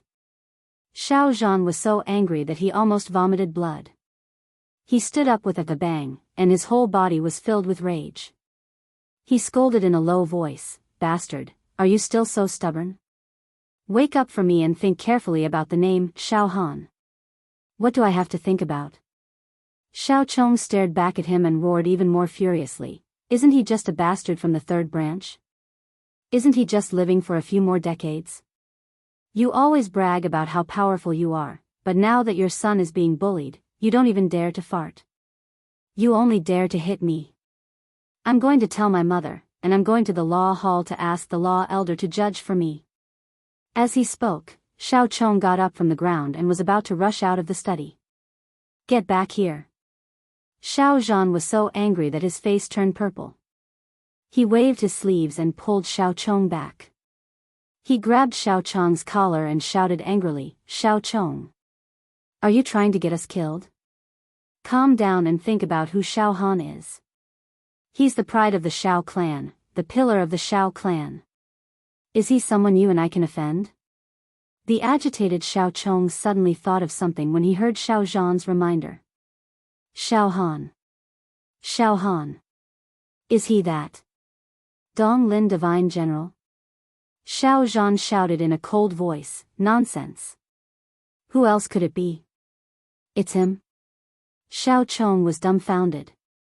He stood there with his mouth agape, and the anger in his heart disappeared. It was as if a bucket of cold water had been poured over his head. He felt cold from head to toe, and even his back was cold. Xiao Han was the pride of the Xiao clan. He was also a peerless expert that was worshipped by the younger generation. Most importantly, the top 2 scorers of the Holy Fire Festival would be brought out of the Xiao clan by Xiao Han to receive care and training. However, he had already made a mistake and had been slapped twice by Xiao Han. However, he still clamored at Xiao Han and refused to let him off. He even wanted to look for the law elder to reason things out. After such a thing had happened, what was Xiao Han's impression of him? Would he still support and nurture him? Thinking of this, Xiao Chong suddenly collapsed on the chair and murmured in a daze, "This is impossible. How was this possible? How could there be such a coincidence? Why?" He had not returned to the Xiao clan for decades. Why did he return today? He didn't know Xiao Linger at all, so why would he protect Xiao Linger? No. I can't accept this. Xiao Zhan also gradually calmed down. With a grave expression, he said, "Chonger, tell me everything that happened. Don't leave out anything." Xiao Chong was filled with fear. Of course, he did not dare to hide the truth, nor did he dare to exaggerate. He could only tell the truth. After he finished telling the whole story, Xiao Zhan heaved a sigh of relief. He nodded and said, although you and Xiao Ku are at fault, there is still room for redemption. This is a grudge between you, Xiao Ku, Xiao Linger, and Xiao Tianqing. It is a matter of the younger generation. Fortunately, you did not directly clash with Xiao Han. Now, follow me to Tingfeng Garden and apologize to Xiao Han in person. Ah! Xiao Chong was stunned. He said in disbelief, Father, are we really going to swallow this and apologize to Xiao Han? There are so many people in the clan watching. If we go and apologize, this matter will spread throughout the Xiao clan tomorrow. At that time, we will be the laughingstock of the entire clan. We will be ridiculed for life. Xiao Zhan glared at him angrily and scolded, Bastard. Until now, do you still not understand the importance of this matter? Compared to the status and resources we already have, what is this little bit of face? Besides, how could it be considered shameful to offer a humble apology to Divine General Dong Lin? Not only us, who in the 9th branch can afford to offend him. Xiao Chong was silent. He was still hesitating. Xiao Zhan did not allow him to think too much. He grabbed his neck and dragged him out of the study, rushing to Tingfeng Garden. Tingfeng Garden was brightly lit. The night was quiet. Xiao Han was standing in a dark stone passage. Behind him was the door to the secret chamber. He had been waiting outside the secret chamber for a few hours. He paced back and forth, praying silently in his heart, Tianqing, you must succeed. Third uncle's health is deteriorating. The third branch's position is in danger. If you can cure third uncle's injury, then you can let the third branch continue to exist, and you can also fulfill my wish. At this moment, a guard hurried over and reported respectfully, Divine General, there is someone in the main hall who wishes to see you. Xiao Han raised his eyebrows and asked, who wants to see me in the middle of the night? The guard replied truthfully, it is Xiao Zhan from the 2nd branch. He brought his son Xiao Chong. They said they are here to apologize to you. The father and son are both shirtless and carrying thorns on their backs. They are kneeling in the main hall. Xiao Han frowned and thought for a moment. Ignore them. Let them kneel for a while. He was only worried about the third elder's injury. He could not be bothered with the father and son. The guard hurriedly turned and left, not daring to disturb him. Very quickly, another 2 hours had passed. There was still no movement in the secret chamber. Xiao Han was still pacing back and forth, anxiously waiting. At this time, the guard returned and reported to Xiao Han again, reporting to Divine General, there are 2 more people here to see you.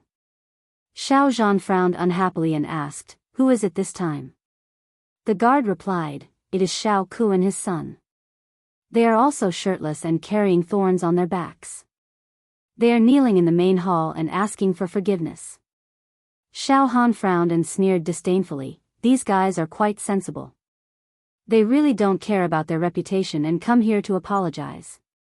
Since that is the case, I will teach them an unforgettable lesson. After that, he instructed the guard, go and tell them to kneel in the main hall until dawn. They are not allowed to leave. Tell them to take care of their own children. Don't be a tyrant in the Xiao clan. Otherwise, sooner or later, they will be in big trouble. The guard acknowledged the order and hurriedly left. Xiao Han did not take this matter to heart. He continued to pace outside the secret chamber, paying attention to the movements in the secret chamber. He silently calculated in his heart. Ji Tianqing had said that he could cure the third elder's injury before dawn. It was already dawn. In another 4 hours, the sun would rise.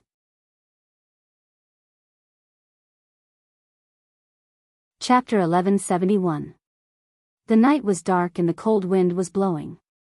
The main hall of the Tingfeng Garden was quiet. The gemstone lamp on the wall was shining with a dim yellow light. There were 4 guards outside the door. There were no guards inside the main hall, but there were 4 men kneeling in the middle of the hall. The 4 of them were bare-chested.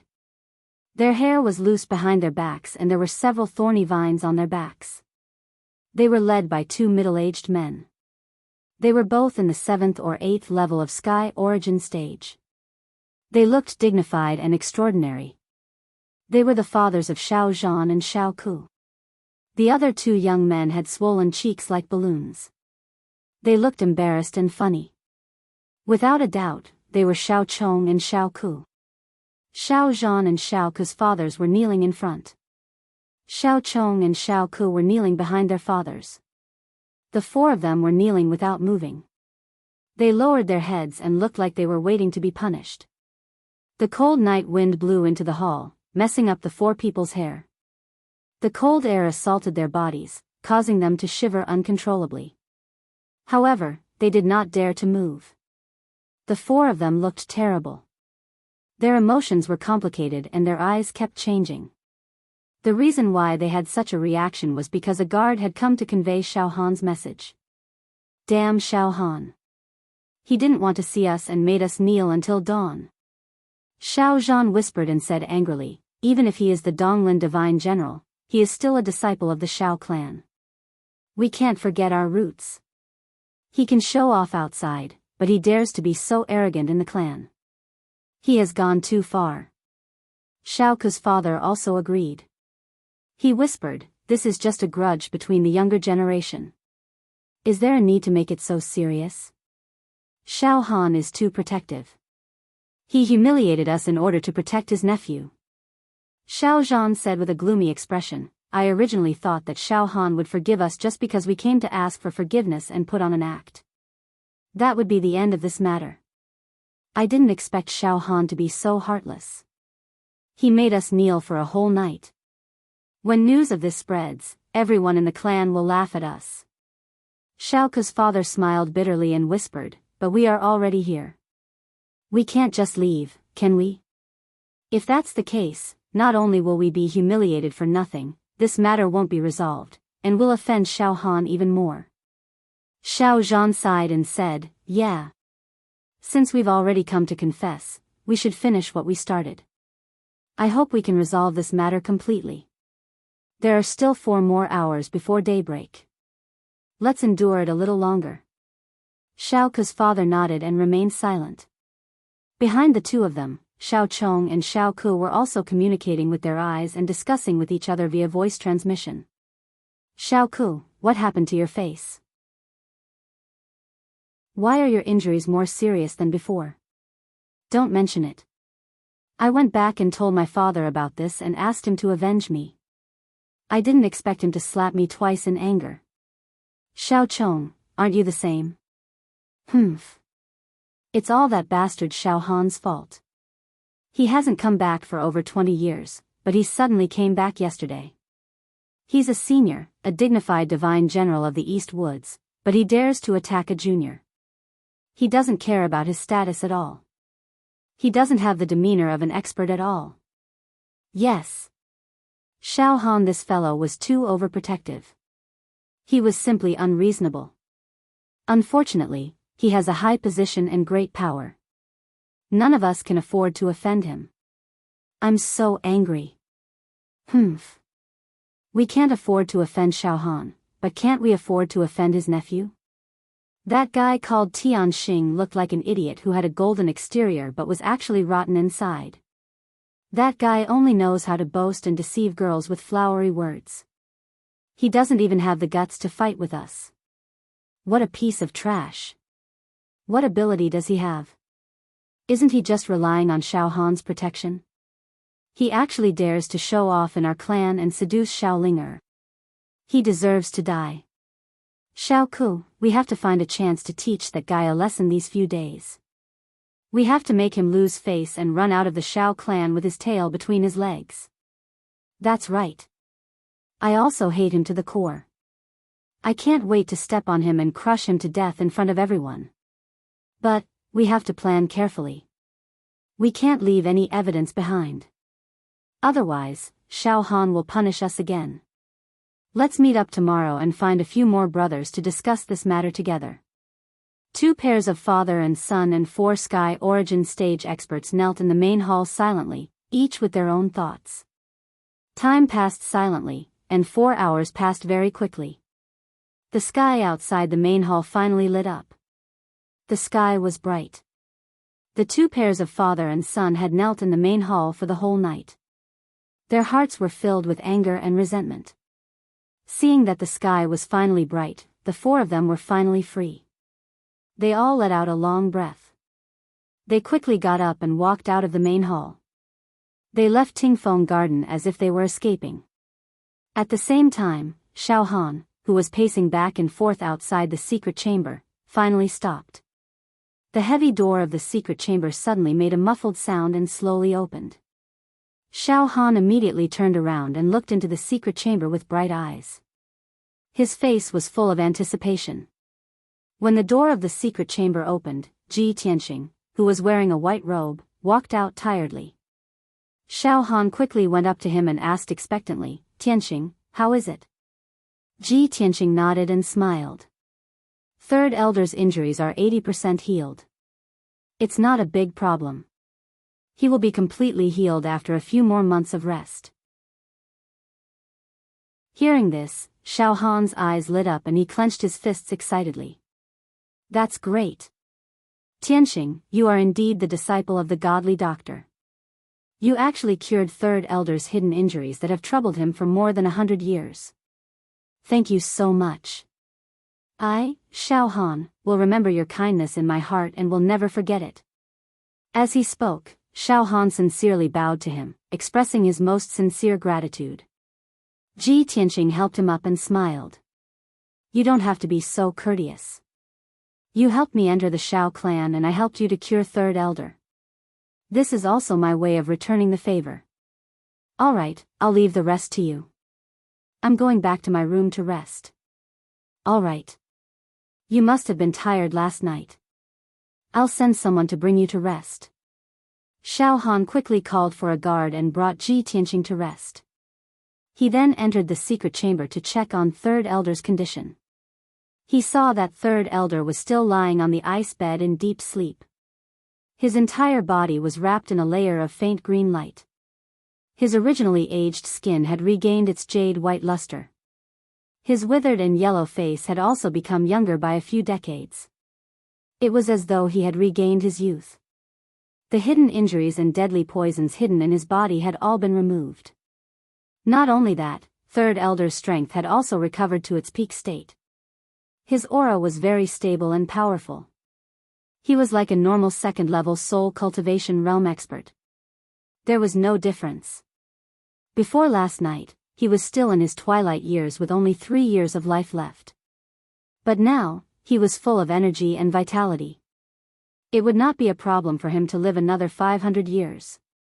This was simply an unbelievable miracle.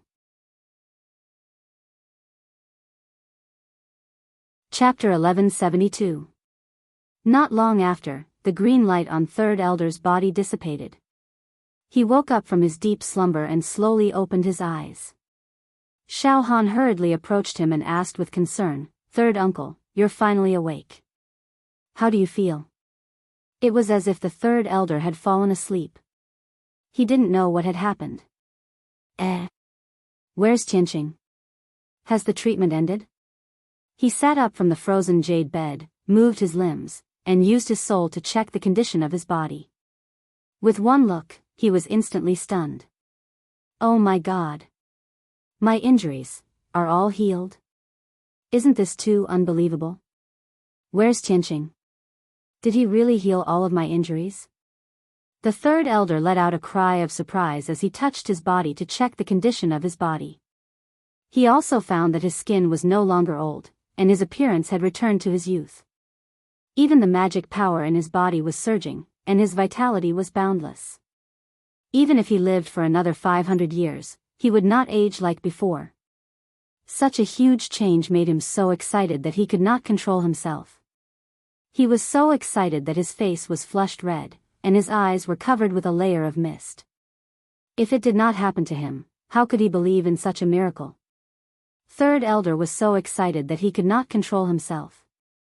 He jumped down from the frozen jade bed, grabbed Xiao Han's arm with both hands, and said excitedly, "Xiao Han. Third uncle has been tormented by hidden injuries for more than 100 years. I always thought that I would reach the end of my life after 300 years. This is too unbelievable. Tianqing actually saved me. I don't have any injuries on my body, as if I've returned to my youth." Seeing third elder so excited, Xiao Han also felt the same. He nodded and said, "Third uncle, Tianqing is not only the #1 genius of our clan, but also the #1 genius of the entire Tianxian continent. He has already created countless miracles, and now he healed your injuries in one night. I'm not afraid of you laughing at me, but no matter what miracles he creates, I won't be surprised. Because, I've already been shocked to the point of numbness by the various miracles he has created." The third elder nodded his head repeatedly and exhorted in a solemn tone, "Xiao Han, you are the most outstanding disciple of our Xiao clan in the past 300 years. You are also the pride of our clan. However, it's your fortune to be able to befriend Tianqing. It's also our Xiao clan's fortune. Let me warn you, you must maintain a good relationship with him in the future. No matter what, don't offend him." Xiao Han chuckled and shook his head, "Third uncle, you worry too much. Tianqing is definitely not a fish in a pond. One day, he will transform into a true dragon and soar into the 9 heavens. Why would I offend him for no reason? Moreover, I know Tianqing's character the best. As long as we don't challenge his bottom line, he won't be our enemy." Hearing him say so, third elder was relieved and hurriedly urged, "Xiao Han, quickly bring me to see Tianqing. I must thank him in person." As he spoke, he pulled Xiao Han and was about to leave the secret chamber. Halfway through, he suddenly thought of something. "Oh, right. We can't go empty-handed. I have to prepare a generous gift to show my sincerity." Xiao Han hurriedly pulled him and persuaded with a smile, "Third uncle, Tianqing was busy last night and consumed too much of his spiritual power. He is now recuperating and adjusting his breath. Even if you want to thank him in person, you have to do it another day, right?" Third elder was stunned for a moment. He slapped his forehead and said with a wry smile, "Oh, that's true. Look at my memory. I'm so old and muddle-headed that I forgot about it when I was happy. All right, let Tianqing rest for a day. Tomorrow, you accompany me to thank him in person." Xiao Han thought for a moment and said with a smile, "Third uncle, Tianqing told me before that after you wake up, you should refine magic weapons for Ling, and Chen first. The Holy Fire Festival is in 2 days. If you delay any longer, I'm afraid it will be too late." This. Third elder was stunned for a moment and said with some hesitation, "It's not a problem to refine magic weapons for them, but if I want to thank Tianqing in person, won't I have to postpone it for a few days?" Xiao Han nodded and said, "Yes, this matter is not urgent. You can refine magic weapons for the 2 juniors first. All right, then tell them to bring the materials to see me in the workshop." Third elder also knew the importance of this matter and hurriedly instructed Xiao Han. Xiao Han responded and hurriedly sent someone to inform Xiao Chen and Xiao Ling. Then, he accompanied third elder and rushed to the workshop in the depths of Tingfeng Garden. In a courtyard in the corner of Tingfeng Garden. It was early in the morning. A few young men and women were practicing sword techniques in the courtyard. There were also a few older young men and women sitting cross-legged under the great banyan tree, quietly meditating and practicing. These were the Xiao clan's disciples from the 3rd branch. All of them were outstanding talents with high martial talent. Xiao Ling, and Xiao Chen were the leaders of the 3rd branch. They were also the most outstanding geniuses. At this moment, the 2 of them were standing under the roof, observing their younger brothers and sisters practicing sword techniques while conversing softly. Xiao Chen looked at Xiao Ling, and asked with a heart full of expectation, "Sister Ling, did that young master really say that?" "Of course." Xiao Ling nodded and said with a frown, "What do you mean by that young master?" "His name is Tianqing." "He has a name, okay?" Tianqing did not put Xiao Chong and Xiao Ku in his eyes at all. I can see that Tianqing looked at them as if he was looking at 2 ants. I swear on my character that he was not deliberately mystifying them. His contempt came from the bottom of his heart and soul. Only a peerless genius would have such confidence. Confidence and arrogance that comes from the soul. Xiaochen scratched his head and said with some hesitation, "We have all seen Tianqing's strength with our own eyes. He is indeed a transcendent spirit refinement realm expert. Even if you say that he is the #1 genius in the world, I will not deny it. However, third grandpa is already injured to such an extent. How can Tianqing cure him? Tianqing is so young. Even if his martial talent is extraordinary, is he proficient in medicine? Third grandpa's internal injuries have been for more than 100 years. So many elders and experts in the clan could not cure him. How can Tianqing do it?" Xiaoling glared at him unhappily and shouted angrily, "Xiaochen! Which side are you on? Don't you want third grandpa to get better? Humph. I think you are just jealous of big brother Tianqing. You are jealous that he is more handsome, younger, and stronger than you." Xiaochen's face immediately turned green as he looked at her speechlessly. At this moment, a guard rushed over and reported respectfully, "Miss Ling, young Master Chen, Lord Divine General summoned you to the forging workshop. Lord Divine General has instructed you to bring the materials for refining weapons, and Third Elder will immediately refine the magic weapons for you." Suddenly hearing this news, Xiaoling and Xiaochen were dumbfounded. They were petrified on the spot. After a moment, Xiaoling was the first to recover. She immediately jumped up in excitement and cheered excitedly. "Wow! Big brother Tianqing really did it. He really cured third grandpa." Xiaochen's eyes widened in shock. His face was filled with disbelief.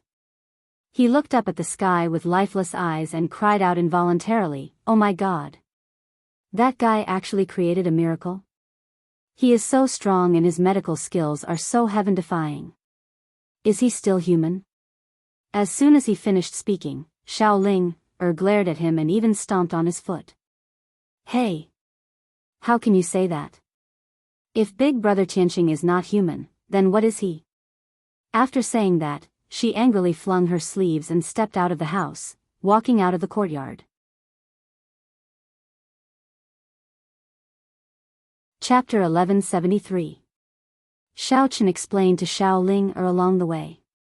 Unknowingly, they arrived at the blacksmithing workshop. Just as the two of them arrived at the entrance of the workshop, they saw 4 guards standing guard outside the door. The place was heavily guarded.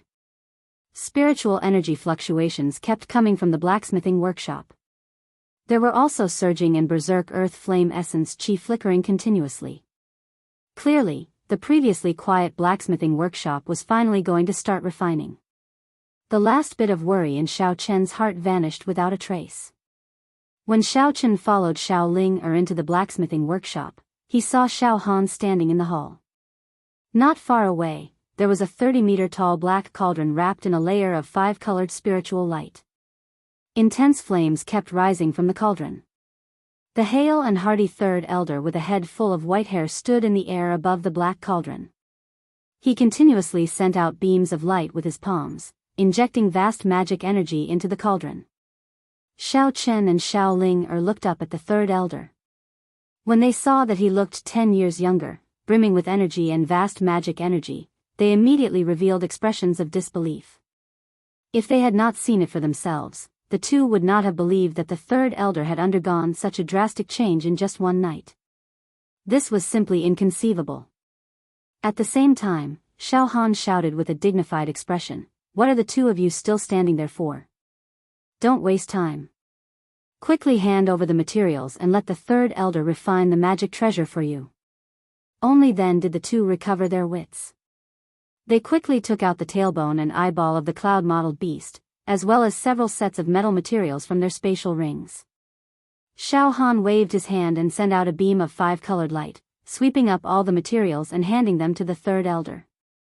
"All right, you can go out now. Before the Holy Fire Festival starts, come here to collect your magic treasures." Xiaohan waved his sleeves and said with a dignified expression. Xiaochen and Xiaoling were filled with excitement. They immediately bowed and expressed their gratitude to Xiaohan and the third elder. After that, the two left the blacksmithing workshop, filled with joy and anticipation. On the way back to his residence, Xiaochen still had a smile on his face. After he obtained the magic treasure, he would be able to suppress everyone in the Holy Fire Festival and become the champion. However, Xiao Linger's beautiful eyes flickered. A crafty look flashed in her clear eyes. She pretended to be calm and said, "Xiaochen, you can go back first. I have something to do and will be leaving for a while." With that, she turned to leave.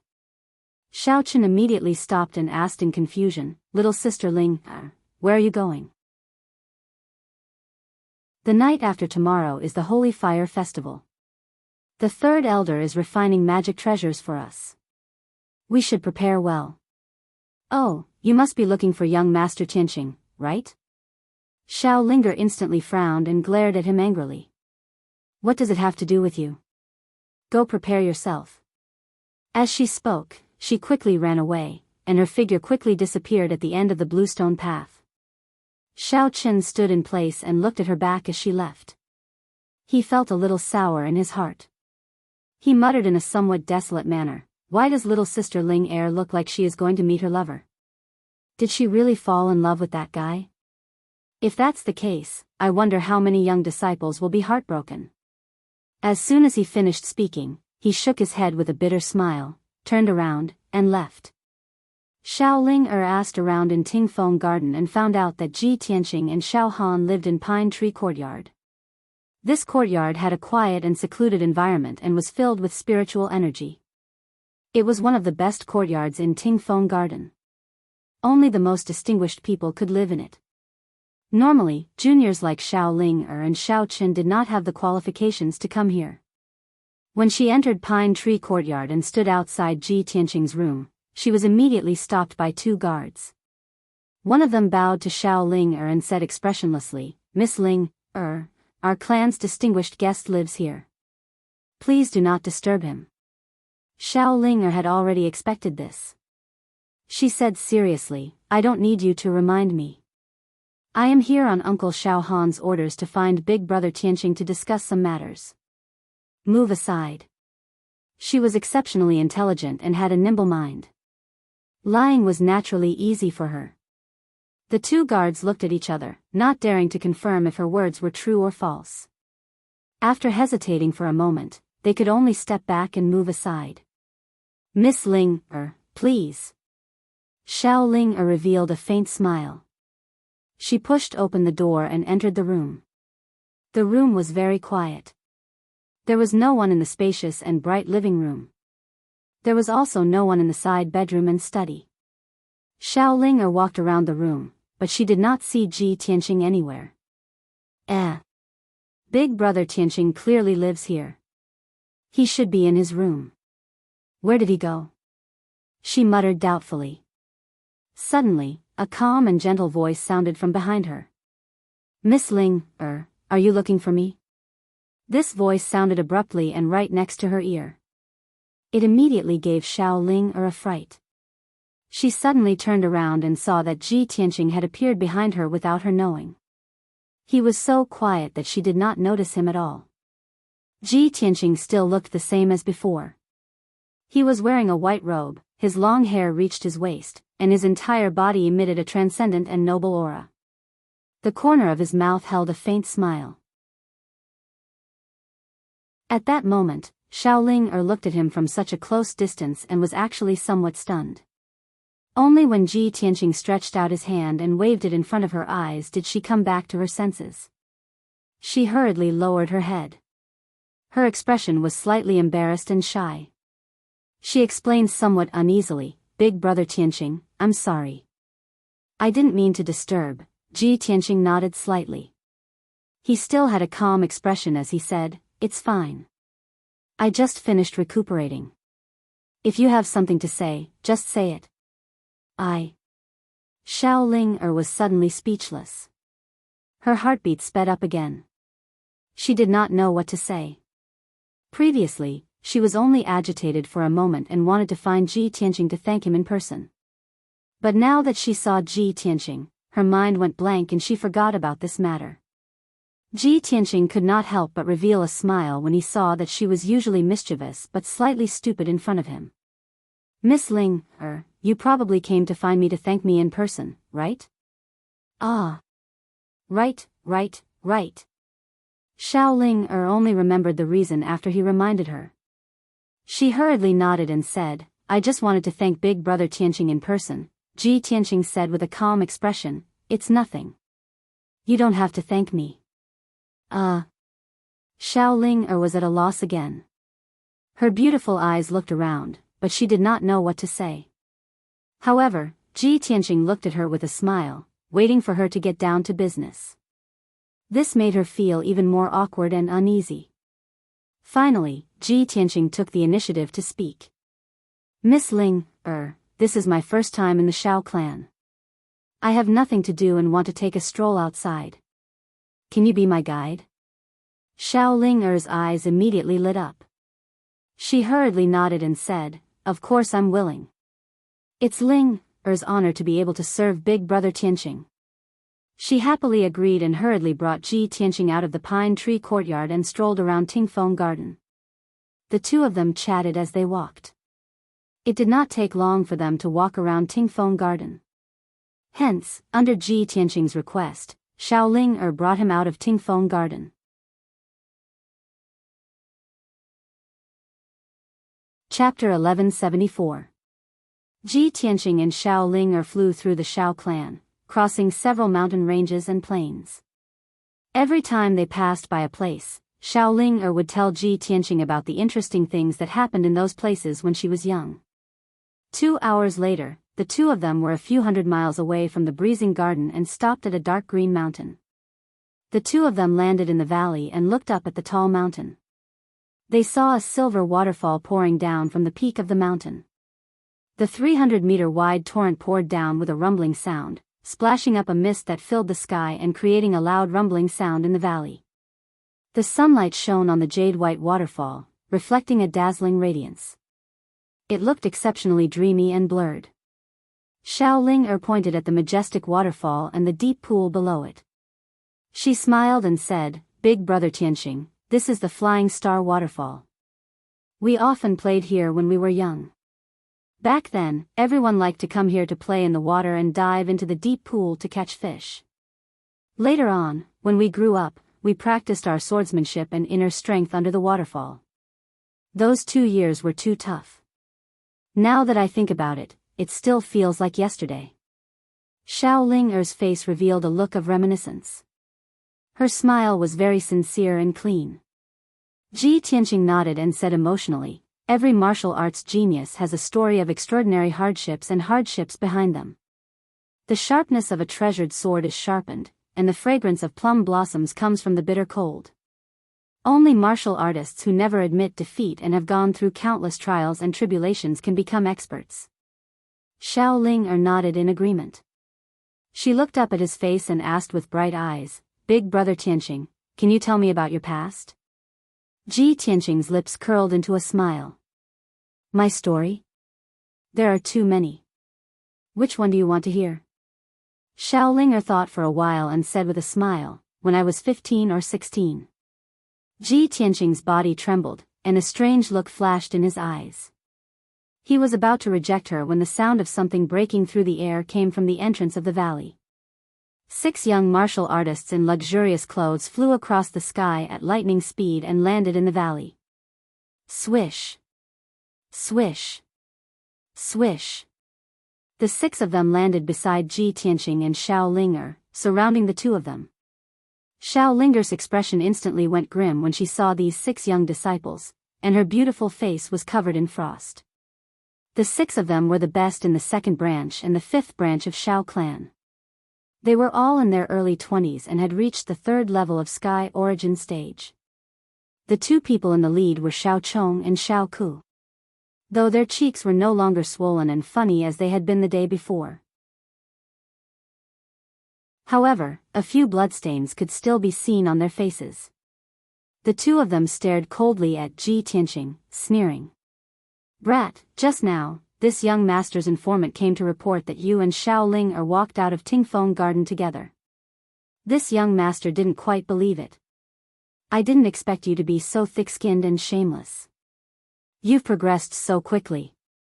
Little brat, you had Xiao Han's protection yesterday. Now that you've fallen into our hands, let's see if you still dare to be arrogant. Aren't you arrogant? Aren't you famous? Aren't you envied and challenged wherever you go? Come on, if you're a man, then repeat what you said yesterday. The two of them had a manic aura, and their eyes were surging with anger and killing intent. As soon as the two of them finished speaking, the other 4 young men from Shao clan burst into laughter. The 4 of them held onto their swords and stared maliciously at Ji Tianqing with mocking sneers on their faces. Seeing this, Xiao Ling was instantly enraged. She berated with a frosty face, Xiao Chong, Xiao Ku. Wasn't yesterday's lesson enough? The two of you clearly know Brother Tianqing's identity, yet you still dare to seek revenge so insolently. Aren't you afraid of being punished by the Hall of Law? Xiao Chong glared at her fiercely and sneered, "Humph. What bullshit identity? Isn't he just relying on Xiao Han's protection? Without Xiao Han's presence, this brat is just a piece of trash. Other than bragging and using flowery words to deceive a silly girl like you, what else does he have?" Xiao Ku also sneered and said, "If it weren't for this brat, why would we be in such a sorry state? The humiliation we suffered last night, will pay him back in double today." Xiao Ling was instantly enraged. She pointed at the two of them and berated, "Xiao Chong, Xiao Ku, don't forget that the clan rules forbid private fights. Don't tell me you want to be expelled from the clan? Huh, what do you mean by private fight?" Xiao Chong sneered and said fearlessly, "We were just curious about the Xiao clan's branch disciple and wanted to have a friendly spar with him. Don't worry, we won't kill him. As long as he kneels down and kowtows to me, I'll spare his life." Xiao Ku also grinned and said with a hideous smile, "Tianqing Xiao, as long as you kowtow to the 6 of us and get out of the Xiao clan, we'll spare you." The two's ugly faces made Xiao Ling tremble in anger. She scolded in a cold tone, "You bunch of beasts that are worse than pigs and dogs. The Hall of Law will definitely punish you severely." Xiao Chong sneered in disdain, "This place is a few hundred miles away from the Hall of Law. Other than us, who would know what happened? Even if you went to complain to the Hall of Law, would he believe the 2 of you or the 6 of us? Do you think that the Hall of Law will be like you, helping an outsider and helping a lowly branch disciple?" The word lowly deeply provoked Xiao Ling causing her to be enraged. She subconsciously wanted to draw her sword. "Xiao Chong. How dare you insult Big Brother Tianqing? I'll fight it out with you." In her heart, Ji Tianqing was a graceful and elegant young master in a chaotic world. He was also a peerless genius, a peerless prodigy that couldn't be blasphemed. However, just as she was about to pull out her sword, a broad and powerful palm gently pressed down on her weak shoulder. That palm was very warm, but it was as heavy as a mountain, causing her to be unable to move. She turned her head to look to the side and saw Ji Tianqing looking at her with a smile on his face. He said in a gentle tone, "It's not worth it to get angry with a bunch of beasts. They aren't worthy." Seeing Ji Tianqing smile and hearing his voice, Xiao Ling didn't know why, but the rage in her heart actually instantly dissipated, and her entire heart calmed down. She was filled with confidence towards Ji Tianqing, and her heart was filled with a sense of security. She believed that as long as he was by her side, even if the sky collapsed, he would support it with one arm. This was the magic on his body, the charm that he possessed. However, a burst of ear-piercing mocking laughter interrupted her thoughts and also destroyed the beautiful atmosphere. "Ha ha ha. Brothers, quickly look. This fellow is still pretending when he's about to die. Tisk tsk, hearing about him really can't compare to meeting him in person. This kid is simply arrogant to the point of being out of control. Humph. I think that this fellow is a madman." Xiao Chong, Xiao Ku, and the others all had faces full of contempt and ridicule as they discussed.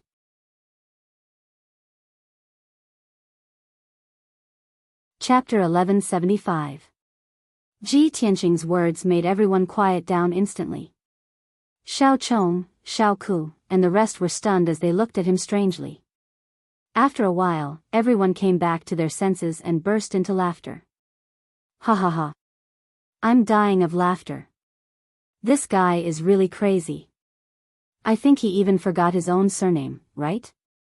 I've learned something new. I've never seen such a pretentious person in my life. Look at how serious his expression is when he's bragging.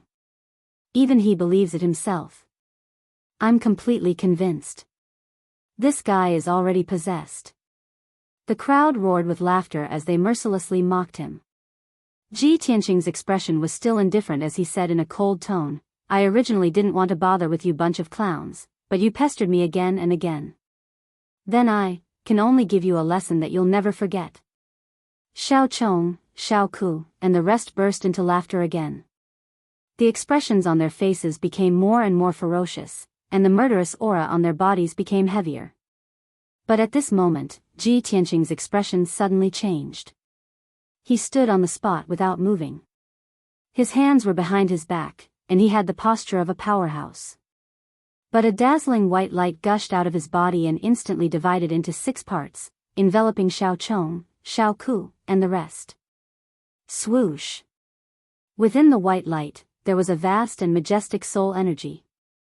It immediately invaded the bodies of the 6 people and fiercely suppressed their souls. Suddenly, the laughter of the 6 people stopped abruptly. The expressions on their faces immediately stiffened, and their bodies also seemed to have been petrified. They had no idea what had happened. They only felt as if their souls were struck by lightning.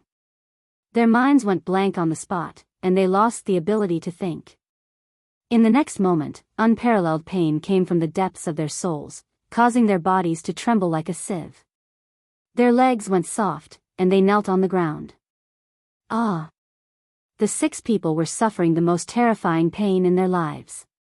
They were terrified to the extreme, and their faces were distorted as they screamed miserably. Cold sweat broke out all over their bodies. As they screamed miserably, they frantically kowtowed to Ji Tianqing and Xiao Ling. Their heads fiercely hit the ground, making banging sounds.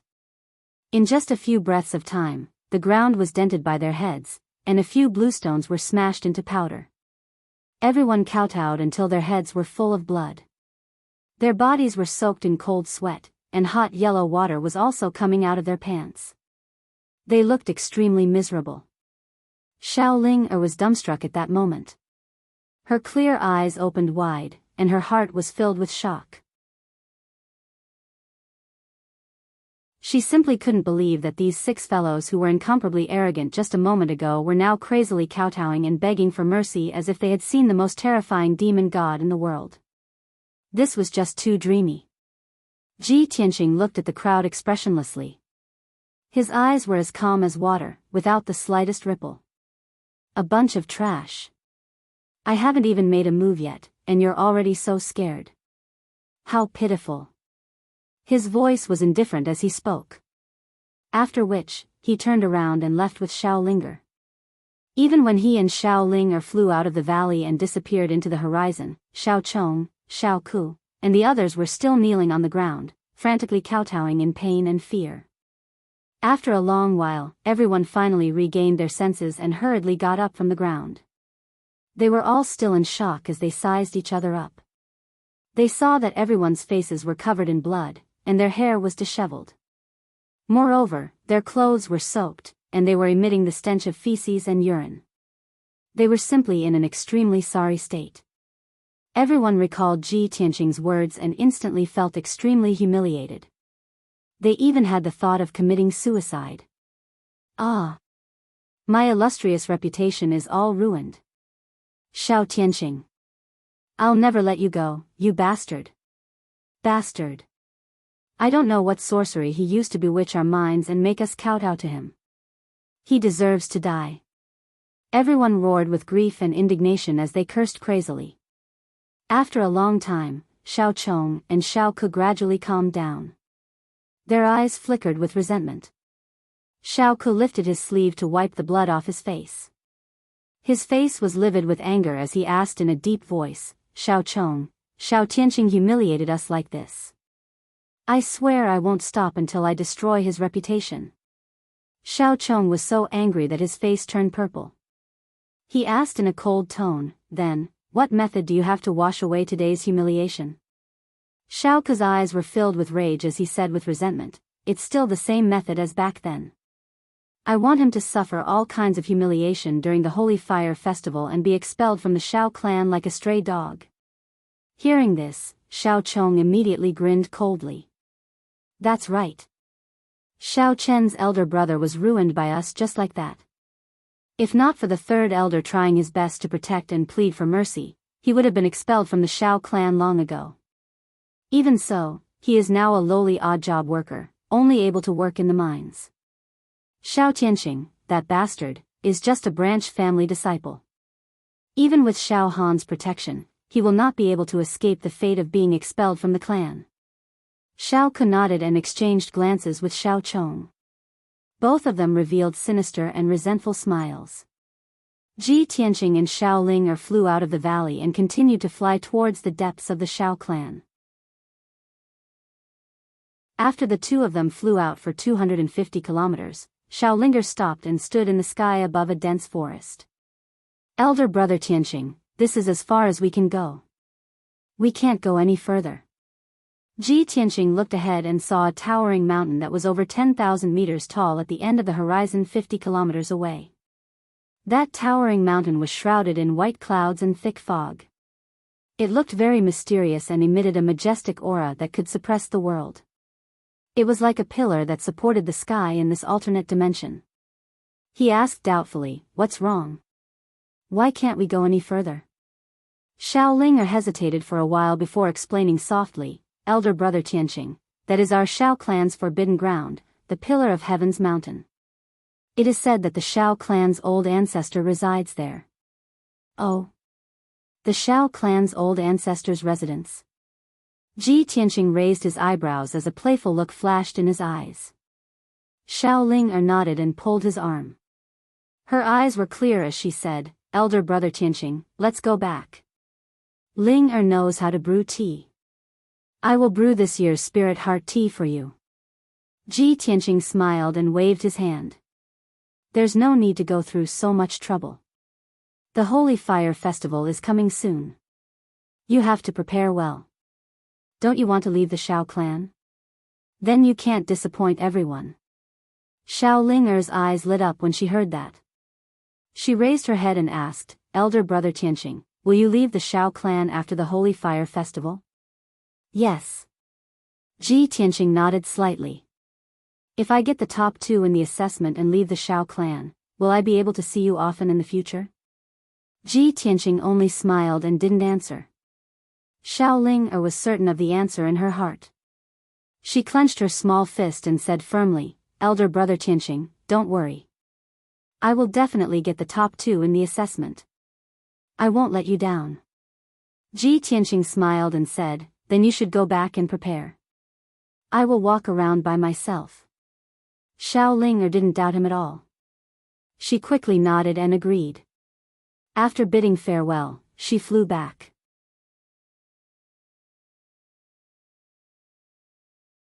Chapter 1176. Ji Tianqing came to the Xiao clan to meet the Xiao clan's patriarch. He didn't care about the Xiao clan's Holy Fire Festival or the grudges between the young disciples. In fact, he was just a passerby to the Xiao clan. He came to the Xiao clan to verify one thing. Once he got the answer, he could leave without any worries. Therefore, when he found out that the Pillar of Heaven's mountain was the residence of the Xiao clan's patriarch, he rushed over without hesitation. Swoosh! He passed through the clouds and landed on the peak of the Pillar of Heaven's mountain that was 10,000 meters tall. On the peak of the Pillar of Heaven's mountain, there was a piece of flat land with a radius of 10 miles. This piece of land was filled with dark red spiritual feather maple leaves. The red leaves were like the feathers of a divine bird and were as red as fire. Surrounded by thousands of spiritual feather maple leaves, there was a wooden house made of black soul wood.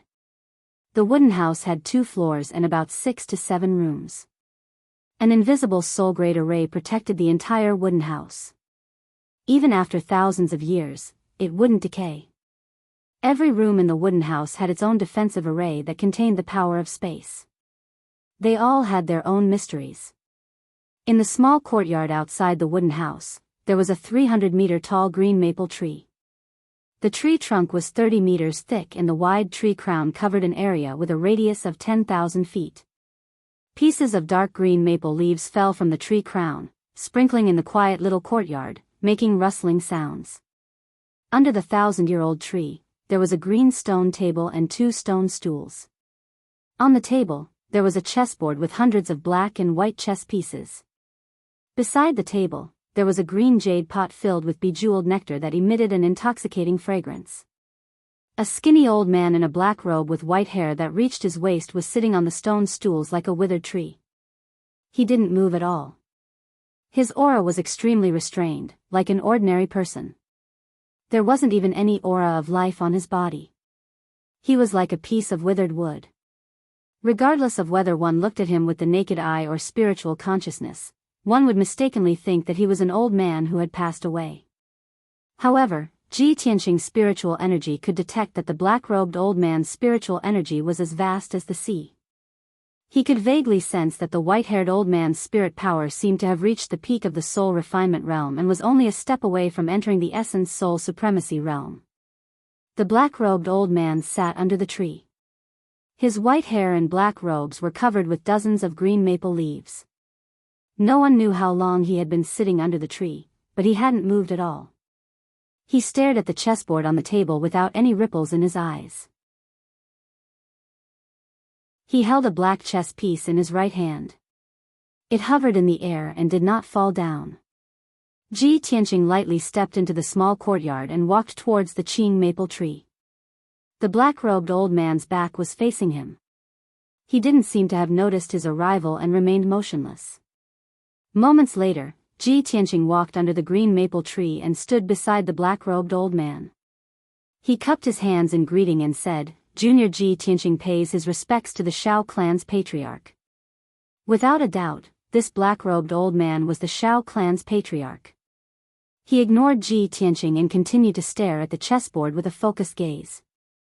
Ji Tianqing could only stand at the side and wait quietly. Unknowingly, an hour had passed. The Shao clan's patriarch seemed to have finally thought of the answer. A bright light flashed across his deep eyes. Smack! The black chess piece in his right hand landed on the chessboard on the stone table with a crisp sound. When the chess piece landed, a majestic aura erupted from his body. It was as if he had just come alive. It was only then that Ji Tianqing asked, "Senior, who are you playing chess with?" The Shao clan's patriarch didn't look at him. He pointed above his head and said a word in a deep voice. "Heaven." Ji Tianqing raised his eyebrows as a playful smile appeared on his face. "Senior, you're playing chess with the heavens? This reminds me of something in the past. There was once a paragon expert who lived in seclusion and used his great abilities to observe the heavens and the world. He also set up a huge chess game in the square outside his residence and spent thousands of years playing chess with the heavens." The Shao clan's patriarch was slightly moved, and a bright light flashed across his eyes. He then raised his head and looked deeply at Ji Tianqing. He raised his eyebrows and asked, "What was the result?" Ji Tianqing smiled and raised a finger. "He won against the heavens and left." "Left, by the heavens?" The Shao clan's patriarch's expression changed. His eyes shone brightly as he asked, "That person was an essence soul paragon?" Ji Tianqing nodded and said in a serious tone, "That senior observed the heavens and the world and played chess with the heavens for 8,000 years. He went through 9 heavenly tribulations and finally broke through the void and went to another continent." "Another continent?" The Shao clan's patriarch's expression changed drastically as he stood up. He was so agitated that the white beard on his chin was trembling. He grabbed Ji Tianqing's arm and asked, "You know all this? Do you know how to go to that continent?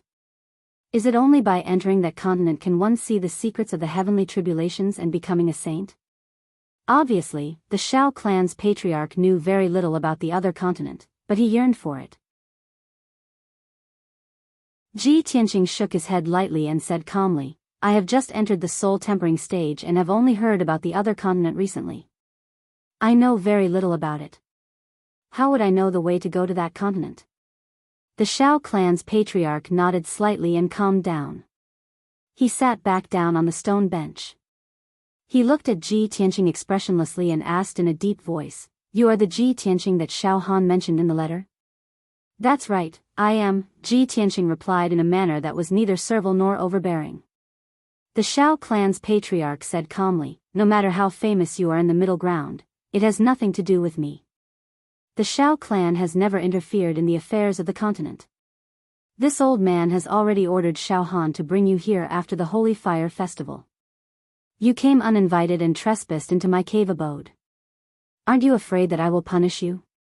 Ji Tianqing saw that he was showing signs of anger, but he was not worried. He smiled and said, "Senior, please don't be angry. Please listen to my story. 1,000 years ago, the ancient demon emperor wreaked havoc in the world. He invaded the middle ground and cruelly massacred millions of people.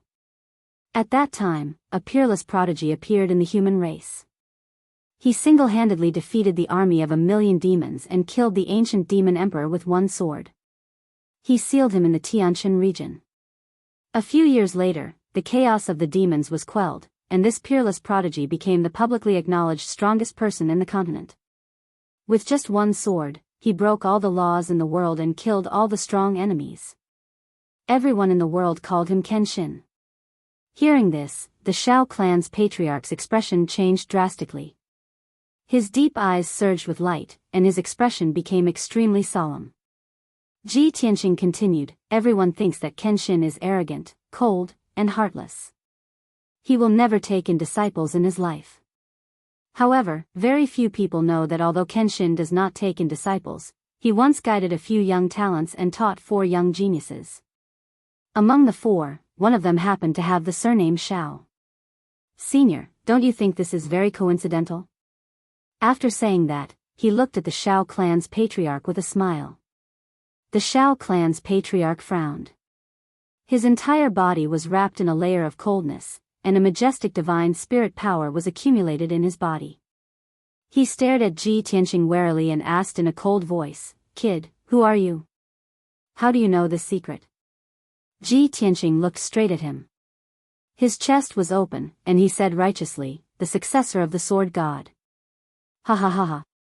The Shao clan's patriarch raised his head and laughed loudly. His entire body erupted with rage, and his aura skyrocketed. Ridiculous. The sword god had already fallen 1,000 years ago. How old are you? How dare you tease me like this? Aren't you afraid that I'll break your neck? Before Ji Tianqing could speak, the ancient voice of the burial of heaven came from the broken sword.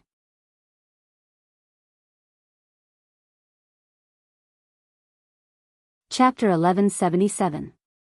The burial of heaven's voice rang out under the green maple tree, and Ji Tianqing and the Shao clan's patriarch were stunned. The Shao clan's patriarch's body stiffened, and his expression changed drastically.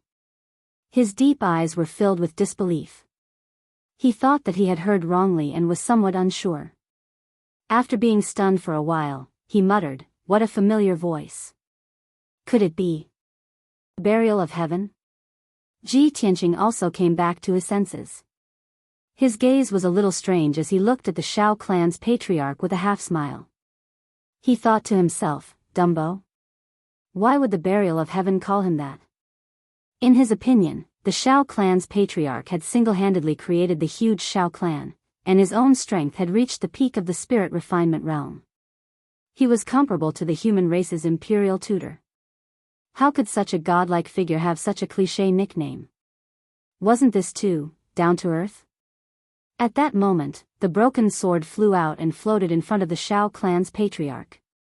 The burial of heaven's voice rang out from the broken sword again. "Dumbo Shao, looks like you haven't forgotten me."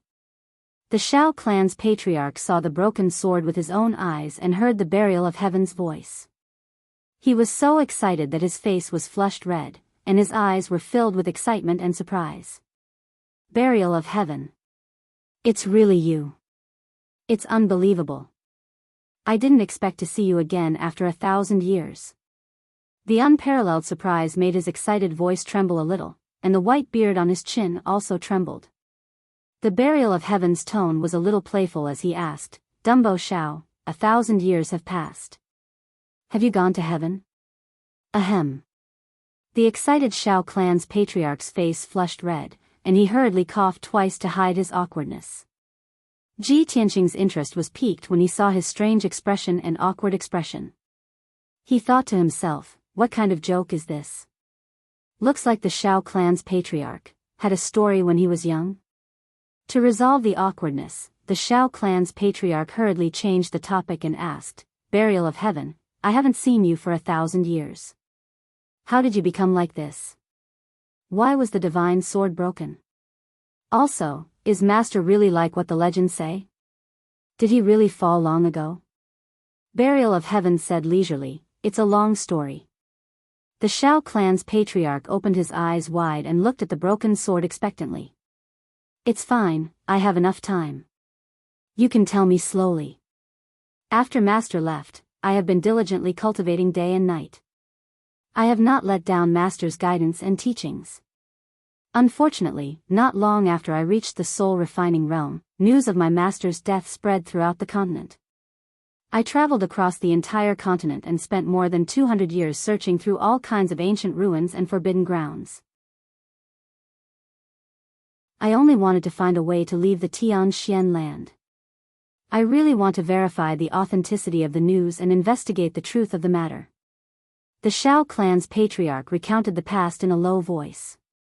His eyes were filled with reminiscence and nostalgia. Although Kenshin had never taken him in as a disciple, he had only given him pointers and taught him. However, he had always considered himself as a disciple of Kenshin. He would always remember the kindness of his teacher's teachings, and he respected and worshipped Kenshin to the extreme. Moreover, his feelings and experiences were very similar to Emperor Ye's. After he finished speaking, Burial of Heaven said calmly, regarding this matter, I will slowly tell you in detail in the future. After 1,000 years, I have also suffered serious damage. My memory is incomplete, and I can't remember clearly what happened back then. If you want to investigate the truth and achieve your wish, you have to do your best to help Ji Tianqing. He is our hope. What Burial of Heaven said was the same as what it had said to Emperor Yi back then. Hearing its words, the Shao clan's patriarch immediately raised his eyebrows and looked at Ji Tianqing in disbelief. In that case, this kid is really Master's successor? Of course. Burial of Heaven said in a solemn tone, he has already inherited Kenshin's bloodline and ultimate techniques. He reached the soul-refining realm at the age of 20, and his name shook the world. Shao Han should have introduced him to you. He is the #1 genius of the human race, the #1 monster of the continent, a rare genius that even the Demon Emperor feared. His talent and aptitude are more than 10 times stronger than yours, and are on par with Kenshin back then. Only he can help you fulfill your and Yi Hengchuan's wish. The Shao clan's patriarch was stunned. He looked at Ji Tianqing with a solemn expression, and his eyes revealed deep admiration. A month ago, Shao Han sent a message, reporting that Ji Tianqing wanted to see him. Shao Han introduced Ji Tianqing in detail, saying that he was the #1 genius of the human race, the most monstrous genius of the Emperor's son. The Shao clan's patriarch was only skeptical and didn't take it to heart. But now, Burial of Heaven had personally said these words to him, and its evaluation of Ji Tianqing was the same as Kenshin's. How could he not be shocked? He had never dared to imagine that there was actually a genius in this world who could reach the height of his master Kenshin. In his opinion, this was absolutely impossible. In his heart, Kenshin was unique and irreplaceable. A moment later, he calmed down and asked Burial of Heaven, you mentioned Yi Hengchuan just now? You've already met him? Burial of Heaven said calmly, that's right. Just a few months ago, we met him in the Mangu mountain range. His situation is very similar to yours. He has also fallen into the shackles of the essence soul realm and has been unable to break through for 200 years. However, it's just that the time is not right for him, and his providence has yet to be bestowed upon him. When the time is right, he will naturally soar into the sky and become a supreme. The Shao clan's patriarch had lived in seclusion and cultivated bitterly for hundreds of years. He comprehended the secrets of heaven all day and played games with the heavens, all for the sake of breaking through to the essence soul realm. There was nothing more attractive than breaking through to the essence soul realm. Burial of Heaven's words made his heart beat faster, and his eyes shone brightly. He immediately asked, when will his time be right? When will his providence be bestowed upon him? Burial of Heaven said solemnly, this question will depend on Ji Tianqing. Emperor Ye's providence and opportunity are on Ji Tianqing? The Shao clan's patriarch frowned and looked at Ji Tianqing in disbelief. Burial of Heaven responded and did not say anything else. Its words just now had already revealed too many secrets. The Shao clan's patriarch knew about Ji Tianqing's identity and importance, so he knew what to do next. He looked at Ji Tianqing with a burning gaze and asked, Tianqing, why have you come to the Shao clan to look for me? Ji Tianqing cupped his hands and bowed to him. He said solemnly, Senior, the situation in the Tianxian continent is getting worse and worse. The tragedy and disaster from 1,000 years ago is about to happen again. 1,000 years ago, Kenshin suppressed the demon emperor in the Tianshan region. However, 2.5 years ago, the demon emperor broke through the seal and returned to his lair in the northern desert. With the demon emperor overseeing the northern desert, the demon clan regained their vitality and attacked the humans, demons, and water clans with great ambition. Moreover, the bloodline curse that has always existed in the demon clan has also been removed. The demon clan's power is growing rapidly. Soon, they will sweep the world and the entire Tianxian continent.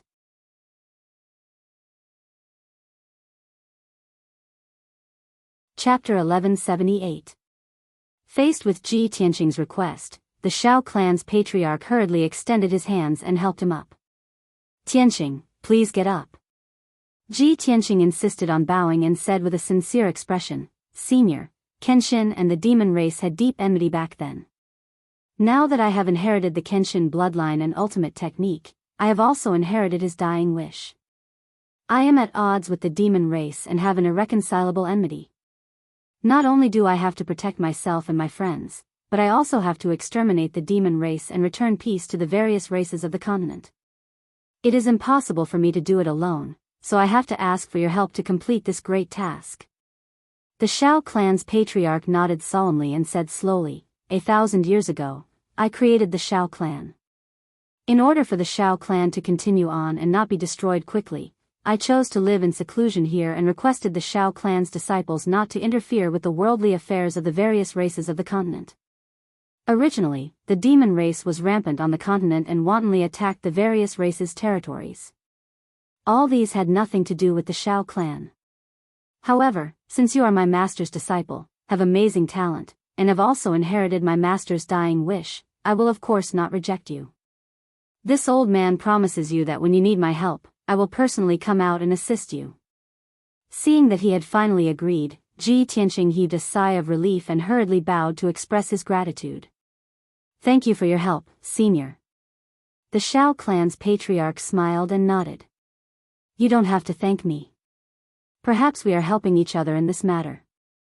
I have lived in seclusion here for 1,000 years, and finally, I have waited for you.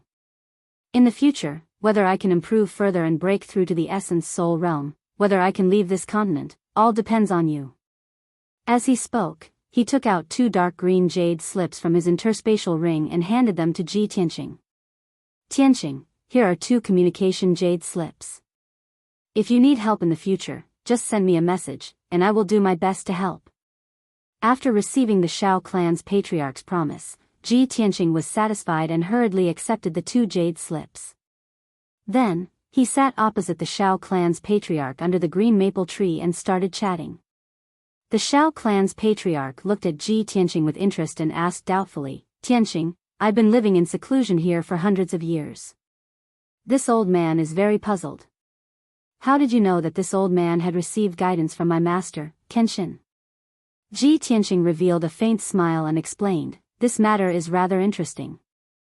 I came to this conclusion through a treasure box from 1,000 years ago. A few months ago, the third prince of the imperial court held a birthday banquet and invited Xiao Han and me. I personally came, but Xiao Han didn't. He just casually took out a treasure box as a congratulatory gift. He told the Xiao clan's patriarch everything that had happened. After the Xiao clan's patriarch heard this, he finally understood how complicated the situation was. He could not help but reveal a bitter smile and shake his head, sigh. This is really a coincidence. Back then, when this old man was roaming the continent, I coincidentally obtained a top-notch refining material, the star sand. I placed it in a treasure box and sealed it with the array formation taught by my master. This old man originally wanted to keep this item and use it when I wanted to refine a divine artifact or dharma treasure. I didn't expect that after hundreds of years, this old man still couldn't break through the shackles and couldn't reach the essence soul realm, let alone refine a divine artifact. That star sand was placed there for hundreds of years. Later on, this old man also forgot about this matter. This old man also doesn't remember clearly when I gave that star sand to my children and grandchildren. I didn't expect that this item would eventually wander out and be found by you. Speaking of the origin of that star sand, the Xiao clan's patriarch was filled with emotions. Ji Tianxing chuckled and said, "Senior, perhaps this is the magical part of fate. If it wasn't for that star sand, how could I have guessed your identity? How could I have found you?" "Yes, indeed." The Xiao clan's patriarch nodded slightly to express his agreement. The two of them chatted for a while more before Ji Tianxing stood up, bowed, and took his leave. After bidding farewell to the Xiao clan's patriarch, he left the Pillar of Heaven's mountains and flew across the sky at lightning speed, returning to Tingfeng Garden. During the journey, he couldn't suppress the doubts in his heart and sent a voice transmission to Burial of Heaven, asking, "Burial of Heaven, why did you call the Xiao clan's patriarch Dumbo? Is that his nickname?" "That's right." Burial of Heaven replied and said with a playful tone, "Although this fellow is now a top-notch powerhouse in the continent, the Xiao clan's patriarch that ordinary people rarely see, he was very stubborn. When he was young, he was very stubborn and did things very rashly, so I always called him Dumbo." Ji Tianxing nodded and asked, "Previously, you asked if he had ever ascended to the sky. What did that mean?" Burial of Heaven's tone became even more playful. "This fellow's name is Xiao Wendian. When he was young, he was a martial arts fanatic. He cultivated like a madman, not knowing fatigue or pain. He once said that his greatest dream was to ascend to the heavens and explore the starry sky beyond the heavens. He wanted to roam the Milky Way. At that time, other than diligently cultivating the sword Tao, the most common thing he did was to stand on the roof like a block of wood and look up at the sky." Hearing this, Ji Tianxing immediately imagined the corresponding scene in his mind, and he couldn't help but laugh. Burial of Heaven continued. Later, he reached the heaven origin stage and could finally fly. He couldn't wait to fly high into the sky and pass through the clouds, wanting to fly beyond the heavens. Ji Tianxing's interest was piqued, and he couldn't help but ask, "What was the result? Is there a need to guess the result?" Before he could even touch the astral winds in the sky, his true essence was exhausted and he fell head first, almost falling to his death. "Ha!" Ji Tianxing couldn't help but laugh, and said in a mocking tone, "It's really hard to imagine that he had such a ridiculous experience when he was young. No wonder when you asked him if he had ever ascended to the sky, he was so embarrassed that his old face turned red." Burial of Heaven talked about a few more things about Xiao Wendian's past, and Ji Tianxing couldn't help but laugh all the way back to Tingfeng Garden. He finally understood why Burial of Heaven gave Xiao Wendian the nickname of a fool. When he returned to Tingfeng Garden, it was already afternoon. Xiaoling listened to his advice and prepared for the Holy Fire Festival's examination, and went to cultivate in peace. He returned to his room to rest for a while, and saw Xiao Han return with a tired face. Thus, he greeted Xiao Han. "Lord Divine General, why do you look so pale?" Xiao Han nodded at him in return, and explained, "Just now, I helped third uncle refine the magic treasure, and used up a lot of magic power, but I'll be fine after a night's rest." Ji Tianxing thought for a while, and then said, "Lord Divine General, I've already met the Shao clan's patriarch, and I've already achieved my goal of coming to the Shao clan, so I'm preparing to leave. Ah. Shao Han was stunned, and said with a face full of astonishment, "Where did you meet the patriarch? He didn't blame you, did he?"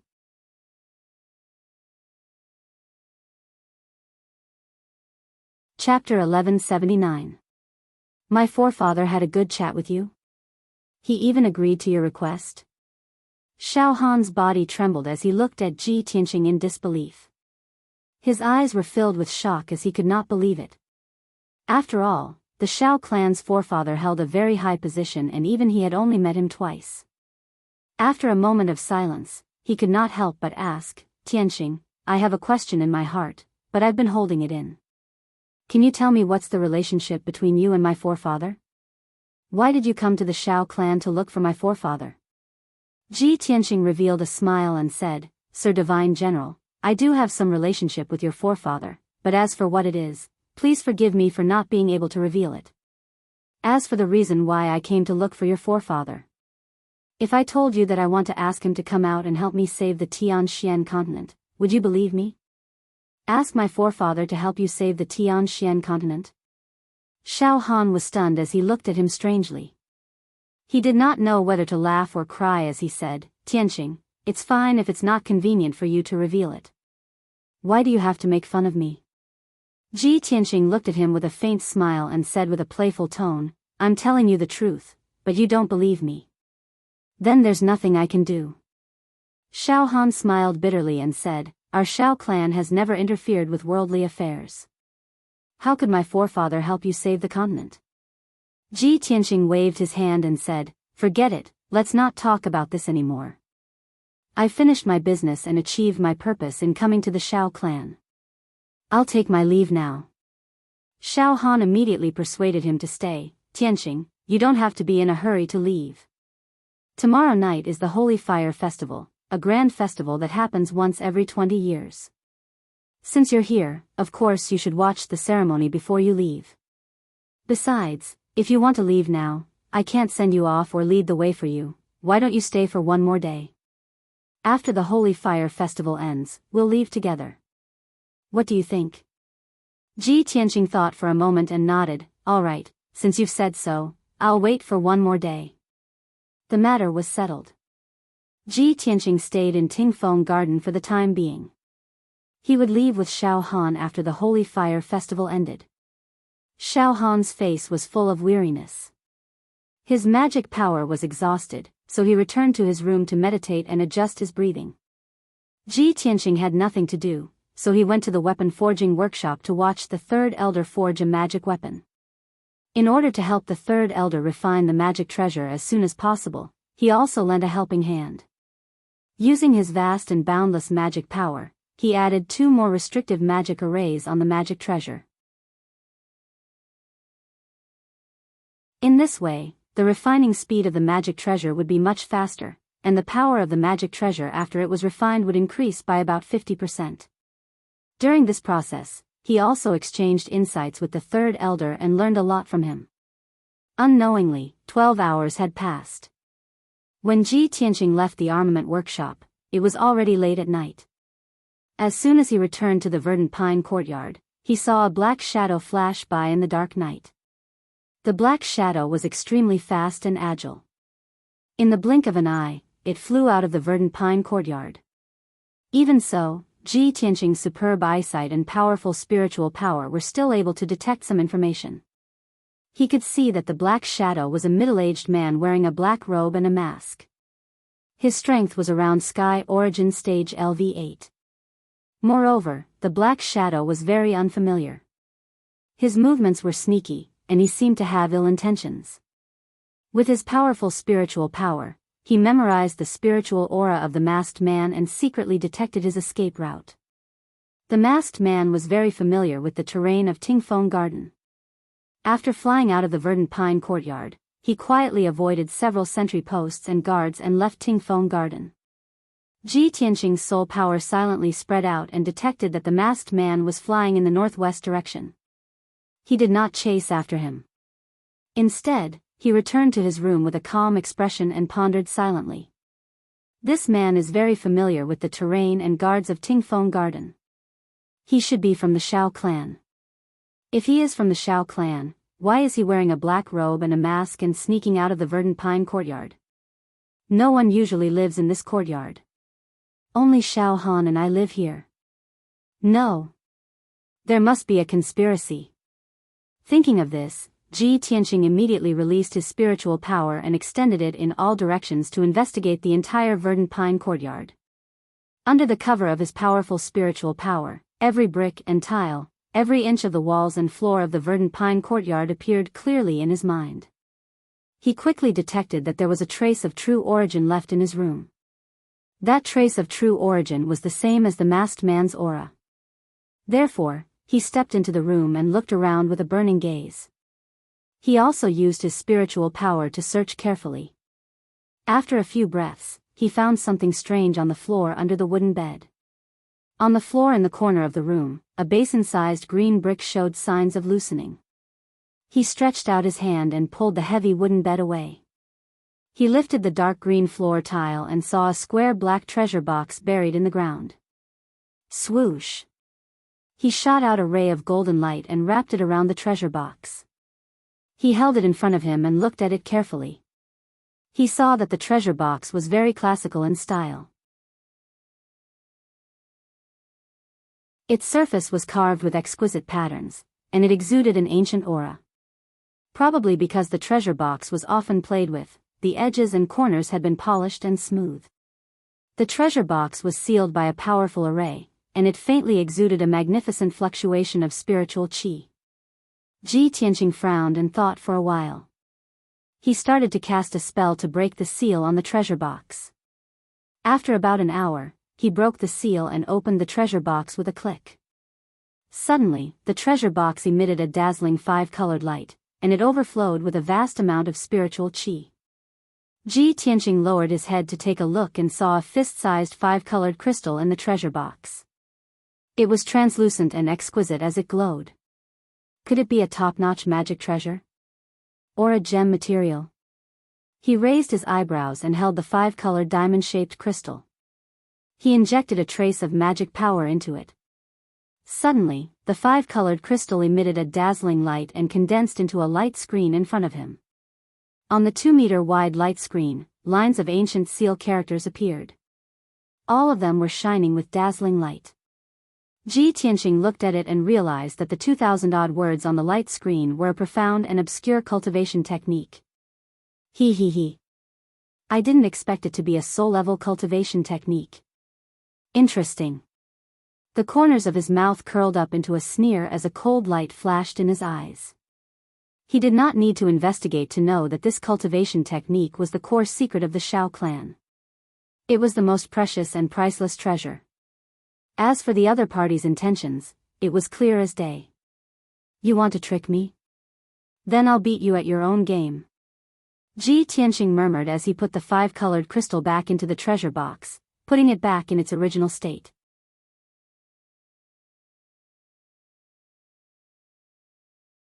Chapter 1180. 80 miles to the northwest of Tingfeng Garden was the manor where the second family lived. Ji Tianqing walked through the night like a ghost and landed quietly in the manor.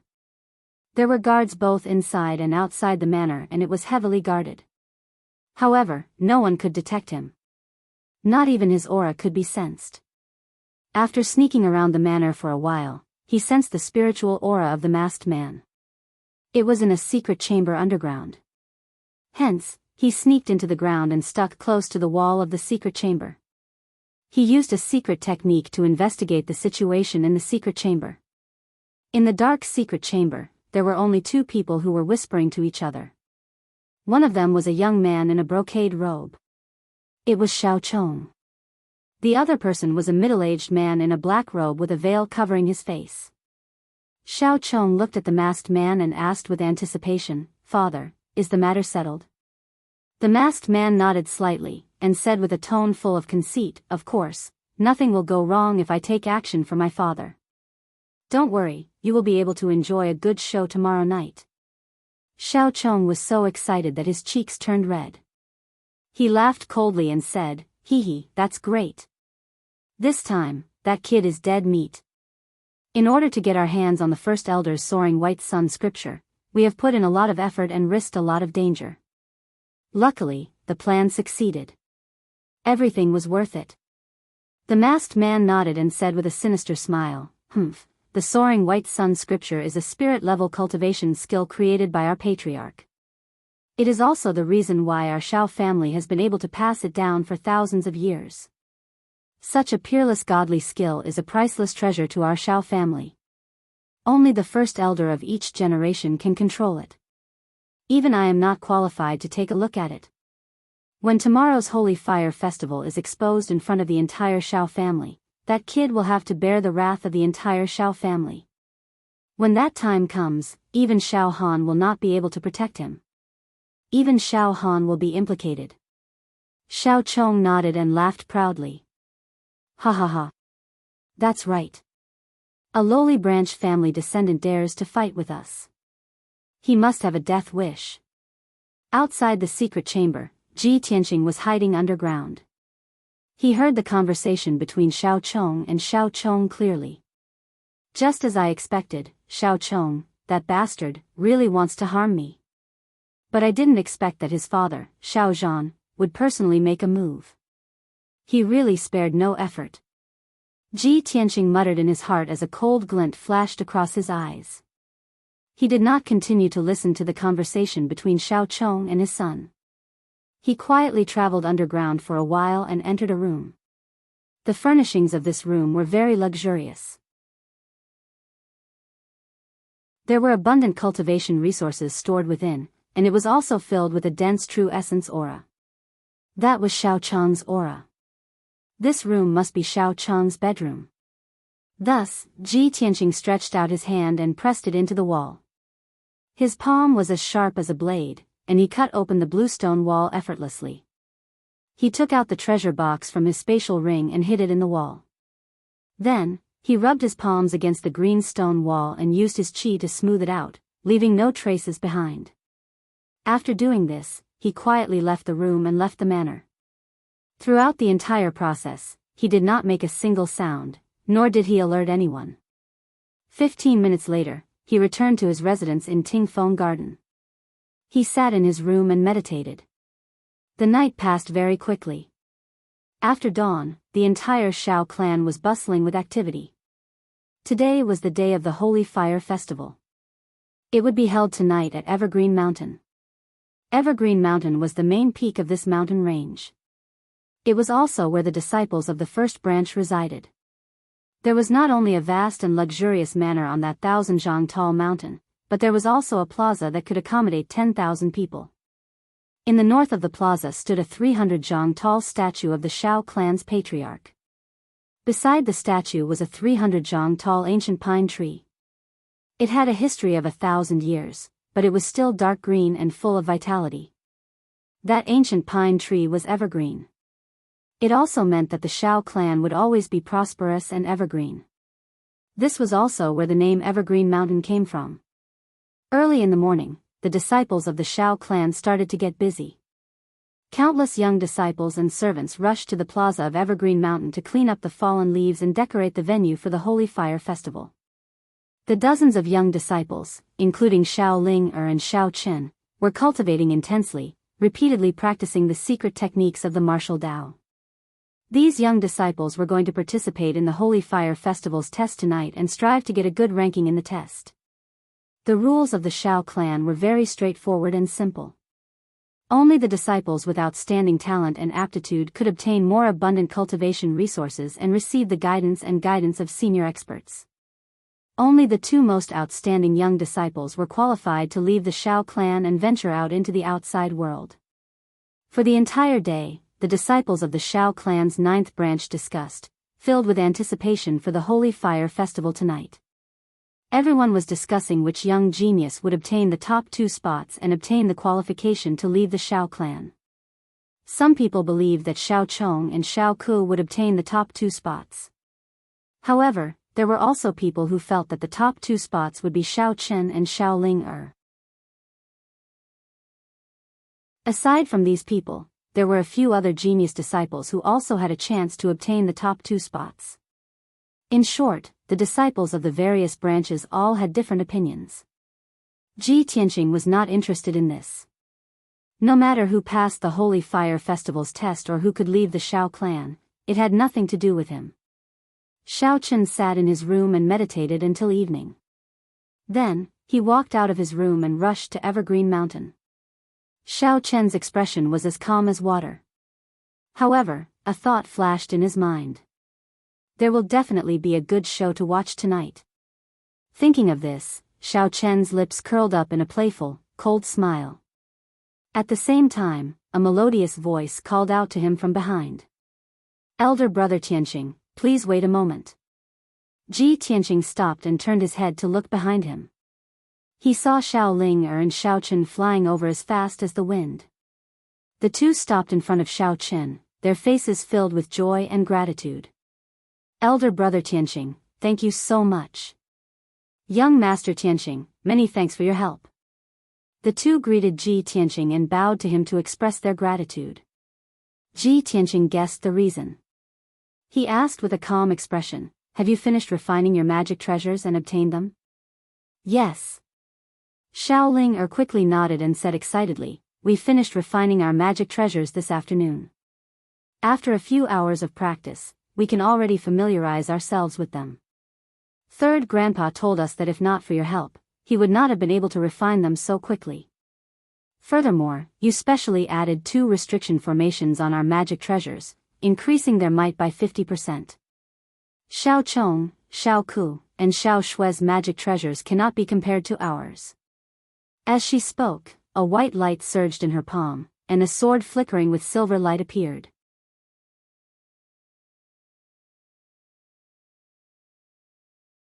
Chapter 1181. Shao Ling-er and Shao Chen followed Ji Tianqing, one on his left and one on his right. The two were very close and respectful to Ji Tianqing, treating him like a god. The three flew through the night sky. Along the way to Evergreen Mountain, they met many Shao clan disciples. The Shao clan members from the various branches were all rushing to Evergreen Mountain in groups of 3 to 5. There were men and women, young and old. They were all filled with anticipation for the Holy Fire Festival tonight, discussing it as they traveled. Shao Chen and Shao Ling-er were famous people of the Shao clan's younger generation, the most outstanding martial Dao geniuses. They attracted attention wherever they went.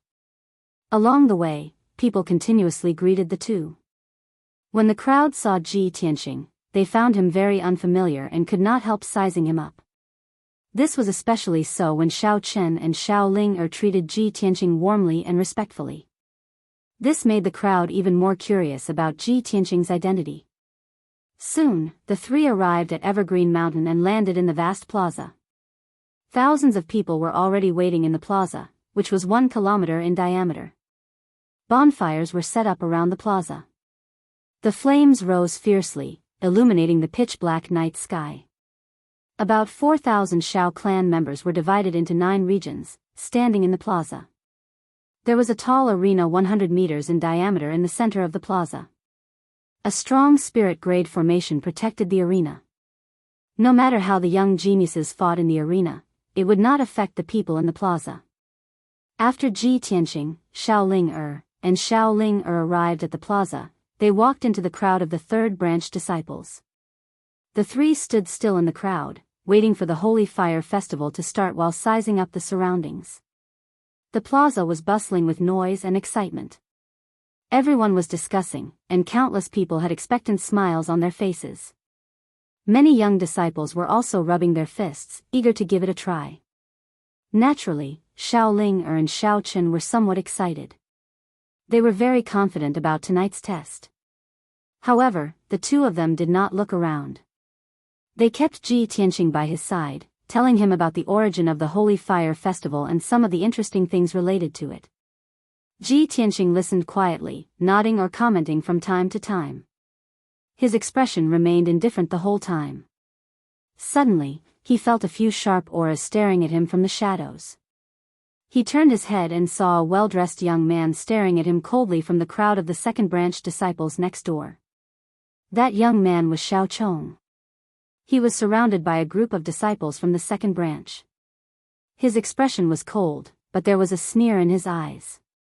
Xiao Ku and a few other young men of the Xiao clan were among the people of the fourth and fifth branches who were further away. They cast their cold gazes at him from time to time. Obviously, these people all had their own thoughts and were waiting to watch a good show. Ji Tianqing couldn't be bothered to pay attention to them as he chatted and laughed with Xiao Ling with an indifferent expression.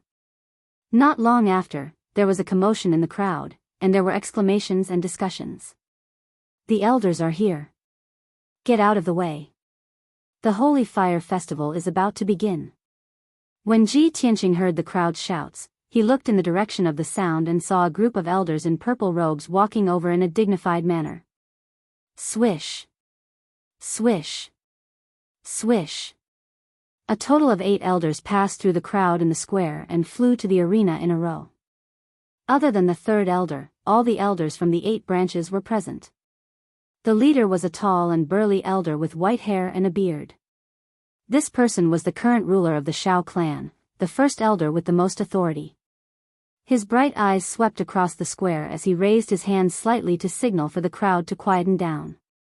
Instantly, the thousands of Xiao clan members in the square quietened down and didn't make any noise. This was the prestige of the first elder. Every action of his could command the entire Xiao clan, and no one dared to disobey him. In fact, the first elder was the third most respected person in the Xiao clan. The most respected person was of course the Xiao clan's patriarch, Xiao Wendian.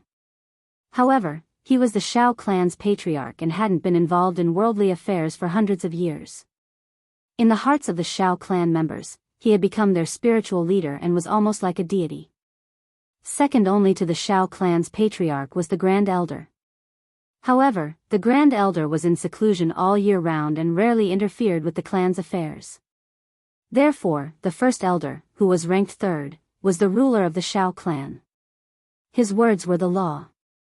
As everyone knows, tonight is the Holy Fire Festival that is held once every 20 years in the Xiao clan. Since the patriarch set this rule 1,000 years ago, it has continued to this day and has never been changed. The patriarch's motive for setting the Holy Fire Festival is to give the young disciples of the Xiao clan an opportunity to interact and improve their relationship. It is also an opportunity for everyone to showcase their strengths. Most importantly, the Holy Fire Festival is to test the results of everyone's cultivation. The first elder looked at the crowd sternly and said solemnly, "In this world, cultivation resources are always in the hands of the minority. Only the martial arts elites and geniuses have the right to enjoy and distribute resources. Regardless of whether it is the aristocratic families, sects, or any other forces, they have to follow the law of survival of the fittest. Therefore, tonight's test will determine the strength ranking of the 48 young disciples. The 2 strongest disciples would be rewarded handsomely. They would be able to leave the Xiao clan and head to the central region to explore the world. The remaining 46 disciples will also enjoy different levels of resources and treatment according to their rankings. Destiny is ultimately in your own hands. Whether you live a mediocre life or shine brilliantly, it will all depend on how much effort you put in."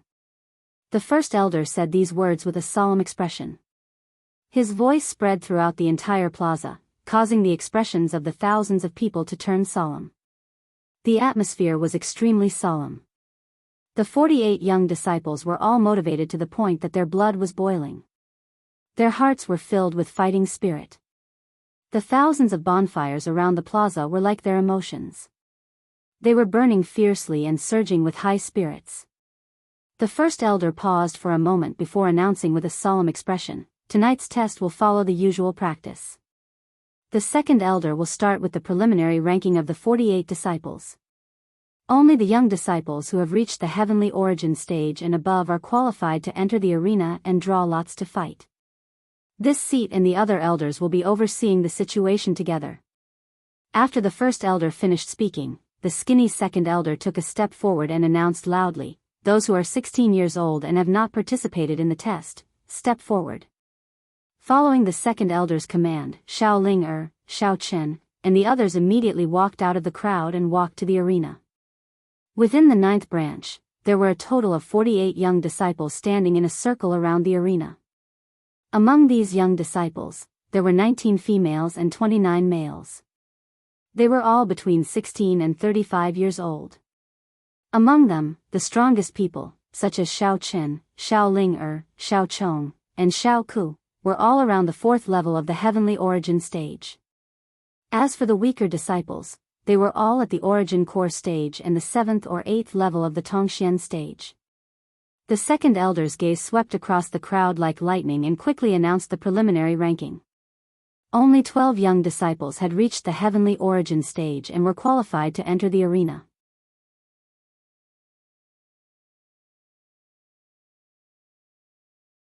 Chapter 1182. Let's not talk about the 36 disciples who had not reached the sky origin realm for now. The strength of these people was clear at a glance. They would be ranked according to their realms and given different resources and treatment. Anyway, the thousands of Shao clansmen in the square did not pay much attention to these people. Everyone's eyes and expectations were all focused on Shao Qin, Shao Ling and the others. After the second elder announced the rankings and treatment of the 36 people, he looked at Shao Qin and the others with a dignified gaze. There are 12 disciples who have reached the sky origin realm in this holy fire festival. According to everyone's strength, I will give the preliminary rankings as follows. First place, Shao Qin, Shao Ling Shao Chong, Shao Ku, and Shao Shui are tied. Second place, Shao Pan and Shao Gang are tied. Third place, Shao Ying. Fourth place. The rankings announced by the second elder were only based on the strength of the 12 disciples. The final rankings would only be known after they went up on the stage. With a shwa sound, the great elder shot out 12 rays of golden light, which wrapped around 12 jade lots, floating in the gloomy night sky. Second elder, please draw lots for the 12 juniors. The second elder nodded slightly and shot out a few dazzling lights, which disrupted the 12 golden lights and divided them into 6 pairs. The first elder took out the 6 pairs of jade lots and read out the names on them. Shao Ku against Shao Gang. Shao Qin against Shao Pan. Shao Ling against Shao Ying. Shao Chong against. When the first elder finished reading out the results of the draw, everyone secretly heaved a sigh of relief. The crowd in the square also burst into discussion. Luckily, the 5 geniuses tied for first place did not meet in the first round. Yes. Although the competition will go on for many rounds, and the strong ones will win in the end, if they meet in the first round, it will be a great loss to their strength.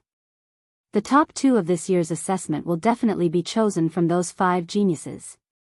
I wonder who will win. After the thousands of people in the square discussed for a while, the first elder announced the start of the competition. The first pair of disciples was Shao Ku and Shao Gang. Both of them were young men in their early 20s with a strong aura and were tall and sturdy. The martial techniques and secret techniques that they cultivated were mostly the same. Their styles were also violent and fierce. But the difference was that Shao Ku was at the 4th level of Sky Origin stage, while Shao Gang was only at the 3rd level of Sky Origin stage. The result was indisputable. After Shao Ku and Shao Gang fought intensely for 40 moves, Shao Gang was defeated on the spot. The two of them fought fiercely in the arena. Saber light and sword shadows constantly burst forth, illuminating the dark night sky. Boom! The muffled sound spread throughout the entire evergreen mountain. It was very shocking. When Shao Gang was defeated and left the arena in a somewhat sorry state, Shao Ku revealed a complacent smile. He stood on the arena and looked down at Shao Qin and Shao Ling with a provocative gaze. Of course, Shao Qin and Shao Ling were not convinced and glared back. Next, it was the turn of the second pair of young disciples. Shao Qin stepped onto the arena and faced a young woman with a graceful figure, Shao Pan. Shao Pan knew that she was not as strong as Shao Qin and could not defeat him. In order to preserve her strength and obtain a better ranking, she rationally chose to admit defeat. Shao Qin easily won, but no one expressed any dissatisfaction. They all felt that this was a matter of course. Soon, Xiao Ling, Xiao Chong, Xiao Shui, and the other young geniuses stepped onto the arena to fight. These people were the most outstanding young geniuses of the Xiao clan. They were all at the heavenly origin stage and had cultivated profound martial techniques and secret techniques. Everyone displayed their strengths in the arena. They all executed the martial techniques they were most proficient in and used their strongest secret techniques. The ground shook and the mountains shook. Muffled sounds shook the sky. The thousands of people in the plaza were dazzled by the sight. They continuously cheered and applauded. The atmosphere in the plaza became more and more lively. The Xiao clan's people were all in high spirits as they discussed spiritedly. Even the 9 elders were very satisfied with the performance of the geniuses. They would occasionally nod their heads or give a few comments. Only Ji Tianqing stood silently in the crowd, watching the fights on the arena with an indifferent expression. The fights of these heavenly origin stage cultivators were too weak in his eyes. There was nothing to watch. Soon, 2 hours passed. After more than 10 fights, Xiao Gang, Xiao Pan, Xiao Ying, and the other young disciples had their rankings confirmed. Only Xiao Chen, Xiao Chong, Xiao Ku, Xiao Ling, and Xiao Shui were left. The top 5 had not been decided yet. They were about to enter the final fight. The highlight of the night was about to be played. The thousands of people in the plaza all burst out in excited cheers. They shouted excitedly and looked forward to it. The second elder drew lots for the 5 people to decide their opponents. Aside from Xiao Chong, who was lucky enough to get a bye, the other 4 had to fight against each other. The first match was Xiao Chen versus Xiao Ku. When the 2 of them revealed hostility and stepped into the arena with cold eyes, Ji Tianqing became slightly interested. He quietly watched the 2 of them fight. Xiao Chen and Xiao Ku already had a deep grudge. They both swore that they would defeat the other in front of everyone on the Holy Fire Festival's arena and take revenge. At this moment, the 2 of them stood still in the arena. They took out their magic treasures and attacked with all their might. Xiao Ku's magic treasure was a thick black saber. It weighed 5,000 kilograms and had the terrifying power to split mountains and rivers. As for Xiao Chen's magic treasure, it was the sun and moon magic seal.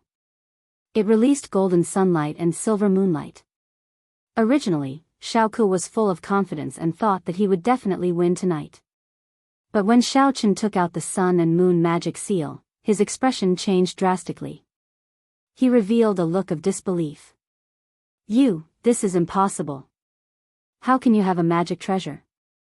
Xiao Chong, Xiao Shui, and the others below the arena also revealed a look of astonishment. Their expressions became very ugly. They did not expect Xiao Chen to also have a magic treasure. Furthermore, the aura of the magic treasure was even stronger. Xiao Chen curled his lips and sneered, "Even you guys have magic treasures. Why can't I have one? Xiao Ku, I have waited for this night for 5 years. Since the day you framed my brother, I swore that I would defeat you in front of the entire clan during the Holy Fire Festival and trample you under my feet." Although Xiao Ku was flustered, he quickly calmed down. He retorted with a cold expression, "Xiao Chen, don't make slanderous accusations. Your brother violated the clan's rules and was punished by the elders." Xiao Chen's entire body was surging with anger. He shouted coldly, "You and I both know the truth of the matter. Wait until I trample you under my feet, then you can quibble." As soon as he finished speaking, his entire body surged with 5-colored spiritual light. He poured his surging quintessence into the sun and moon magic seal. Overturning sky strike. The sun and moon magic seal became as big as a house on the spot. It flew into the night sky and released dozens of gold and silver light pillars that were as thick as buckets. They bombarded Xiao Ku's head.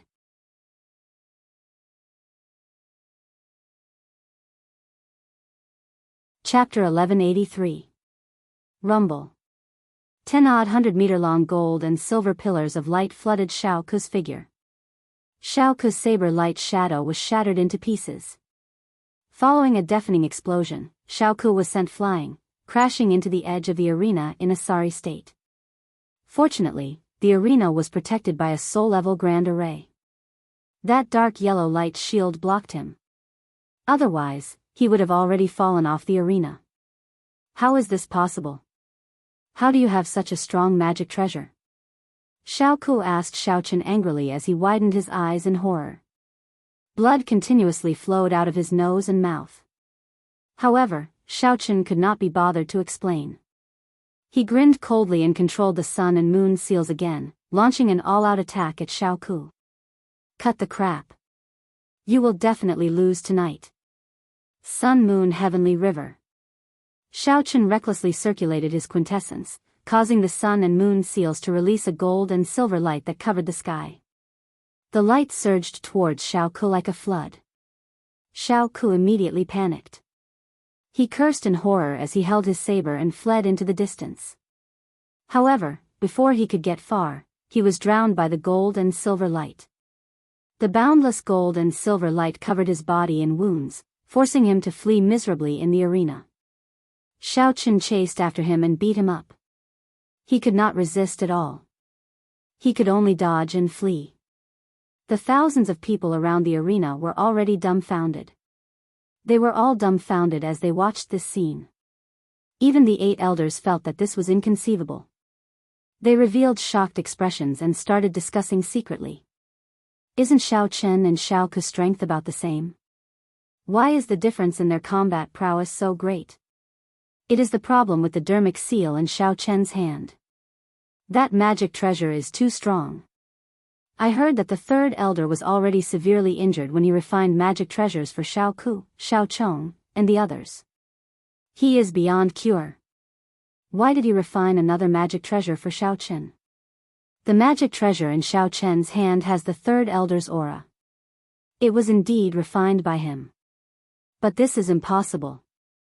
The 3rd elder was already injured to that extent. How could he refine a magic treasure? Strange, this is completely illogical.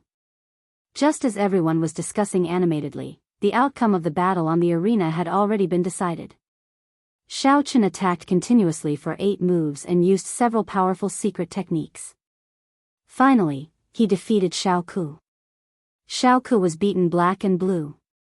His entire body was covered in blood, and he lay on the arena like a dead dog. He no longer had the strength to escape and could only gasp for breath. Xiao Chen put away the sun and moon seal and held it in his palm. He used his foot to step on Xiao Ku's chest and shouted with a cold expression, "Xiao Ku, do you admit defeat?" At this point, Xiao Ku had already suffered a crushing defeat. No matter how angry and unwilling he was, he could only admit defeat in front of everyone. I lost. Xiao Chen, you win. Hearing Xiao Ku admit defeat, Xiao Chen withdrew his foot. He glanced at him with disdain and walked off the stage. The great elder announced in a loud voice, Xiao Chen has won this battle and entered the top 3. The second battle, Xiao Ling versus Xiao Chong. Xiao Ku was quickly carried off the arena. Xiao Ling and Xiao Chong flew onto the arena and stood still. The two were separated by 100 meters as they stared at each other coldly. Intense rage surged in their bodies. Xiao Ling drew her treasured sword that flickered with a silver light. She said arrogantly, Xiao Chong, it is time for us to settle our grudges tonight. I do not wish to dwell on the previous grudges. Tonight, I will only make you kneel before my sword and beg for mercy. Xiao Chong stared coldly at the treasured sword in her hand. His pupils constricted, and his complexion darkened as he cursed, Xiao Ling you and Xiao Chen are truly despicable and shameless, heartless and unscrupulous. The 3rd elder is already so injured and does not have many years left to live. Yet, you actually forced him to refine a magic treasure for you. How can our Xiao clan have scum like you? You are simply not worthy of being the Xiao clan's disciples. Xiao Ling immediately revealed an expression of disdain. She smiled coldly and said, Xiao Chong, the truly despicable and shameless people are you. If the 3rd elder did not refine a magic treasure for you, why would he be so severely injured and suffer from hidden injuries? Don't think of stalling for time. I will defeat you in front of everyone right now and make you recognize reality." After she finished speaking, she did not hesitate to brandish her treasured sword, sending out 36 cold lights with all her might. They formed a huge plum-shaped sword flower and charged at Xiao Chong. Instantly, cold lights shot out from the arena, and the sword chi was oppressive. Xiao Chong's expression turned cold, and he quickly shut his mouth. He used all his strength to control the moon-breaking saber, sending out dozens of saber lights to block Xiao Ling-er's ferocious attacks. The saber lights and sword lights clashed, producing muffled pang, pang, pang sounds that echoed in the night sky. The thousands of people around the arena stared at the battlefield without blinking, holding their breaths as they watched the battle with rapt attention. Very quickly, 10 breaths of time passed. Xiao Ling-er and Xiao Chong exchanged 5 moves. Xiao Ling-er clearly had the upper hand, taking the initiative to attack. Xiao Chong was suppressed and kept retreating to dodge. He was beaten to the point that he could not raise his head, much less fight back. After 6 moves, he was injured by Xiao Ling-er. He vomited blood on the spot and crashed into the arena from midair. Before he could get up, Xiao Ling-er had already arrived before him and sent him flying with another sword strike. A bloody wound that was deep to the point bones could be seen instantly appeared on Xiao Chong's chest, and blood sprayed out from his mouth and nose. He flew out for an entire 100 meters and fiercely collided with the dark yellow defensive barrier before bouncing back and falling to the ground. This time, his injuries were even worse. He was already heavily injured, and his combat strength had greatly weakened. Even though he was filled with grief, indignation, and fury, and was unable to accept the fact that he had lost miserably. But it was meaningless for him to continue fighting, and he would only be madly ravaged by Xiao Ling-er. So, he struggled to get up from the ground and was about to admit defeat. But he never imagined that Xiao Ling-er would not give him the chance to admit defeat at all. She once again executed her ultimate technique, and she held the treasured sword with both hands and fiercely slashed down. Kaboom! Amidst a deafening loud sound, a silver moon sword light that was over 30 meters long descended from the sky and slashed onto Xiao Chong. Xiao Chong was struck to the ground on the spot, and one of his arms was chopped off as well, falling onto the arena. The power that could destroy heaven and earth actually knocked him out on the spot. His vision turned black, and he fell onto the ground, unconscious. If it were not for the Xiao clan's rule that it was not allowed to kill in a battle, Xiao Chong would probably have been killed by Xiao Ling-er. After a long time, the silver light that filled the sky dissipated. Xiao Ling-er held the treasured sword in her left hand and carried the unconscious Xiao Chong with her right hand. She dragged him like she was carrying a dead dog and threw him off the arena. Such a scene immediately made everyone stare with wide eyes, revealing a face full of shock. No one dared to believe that the always clever, and cute Xiao Ling-er actually had such a violent side. Only Xiao Ling-er herself knew that the reason why she ravaged Xiao Chong like this was to vent the anger in her heart. You're tuning in to the Biyao's Wuxia Chronicles YouTube channel. Don't forget to subscribe and join us on this journey to catch the most captivating stories.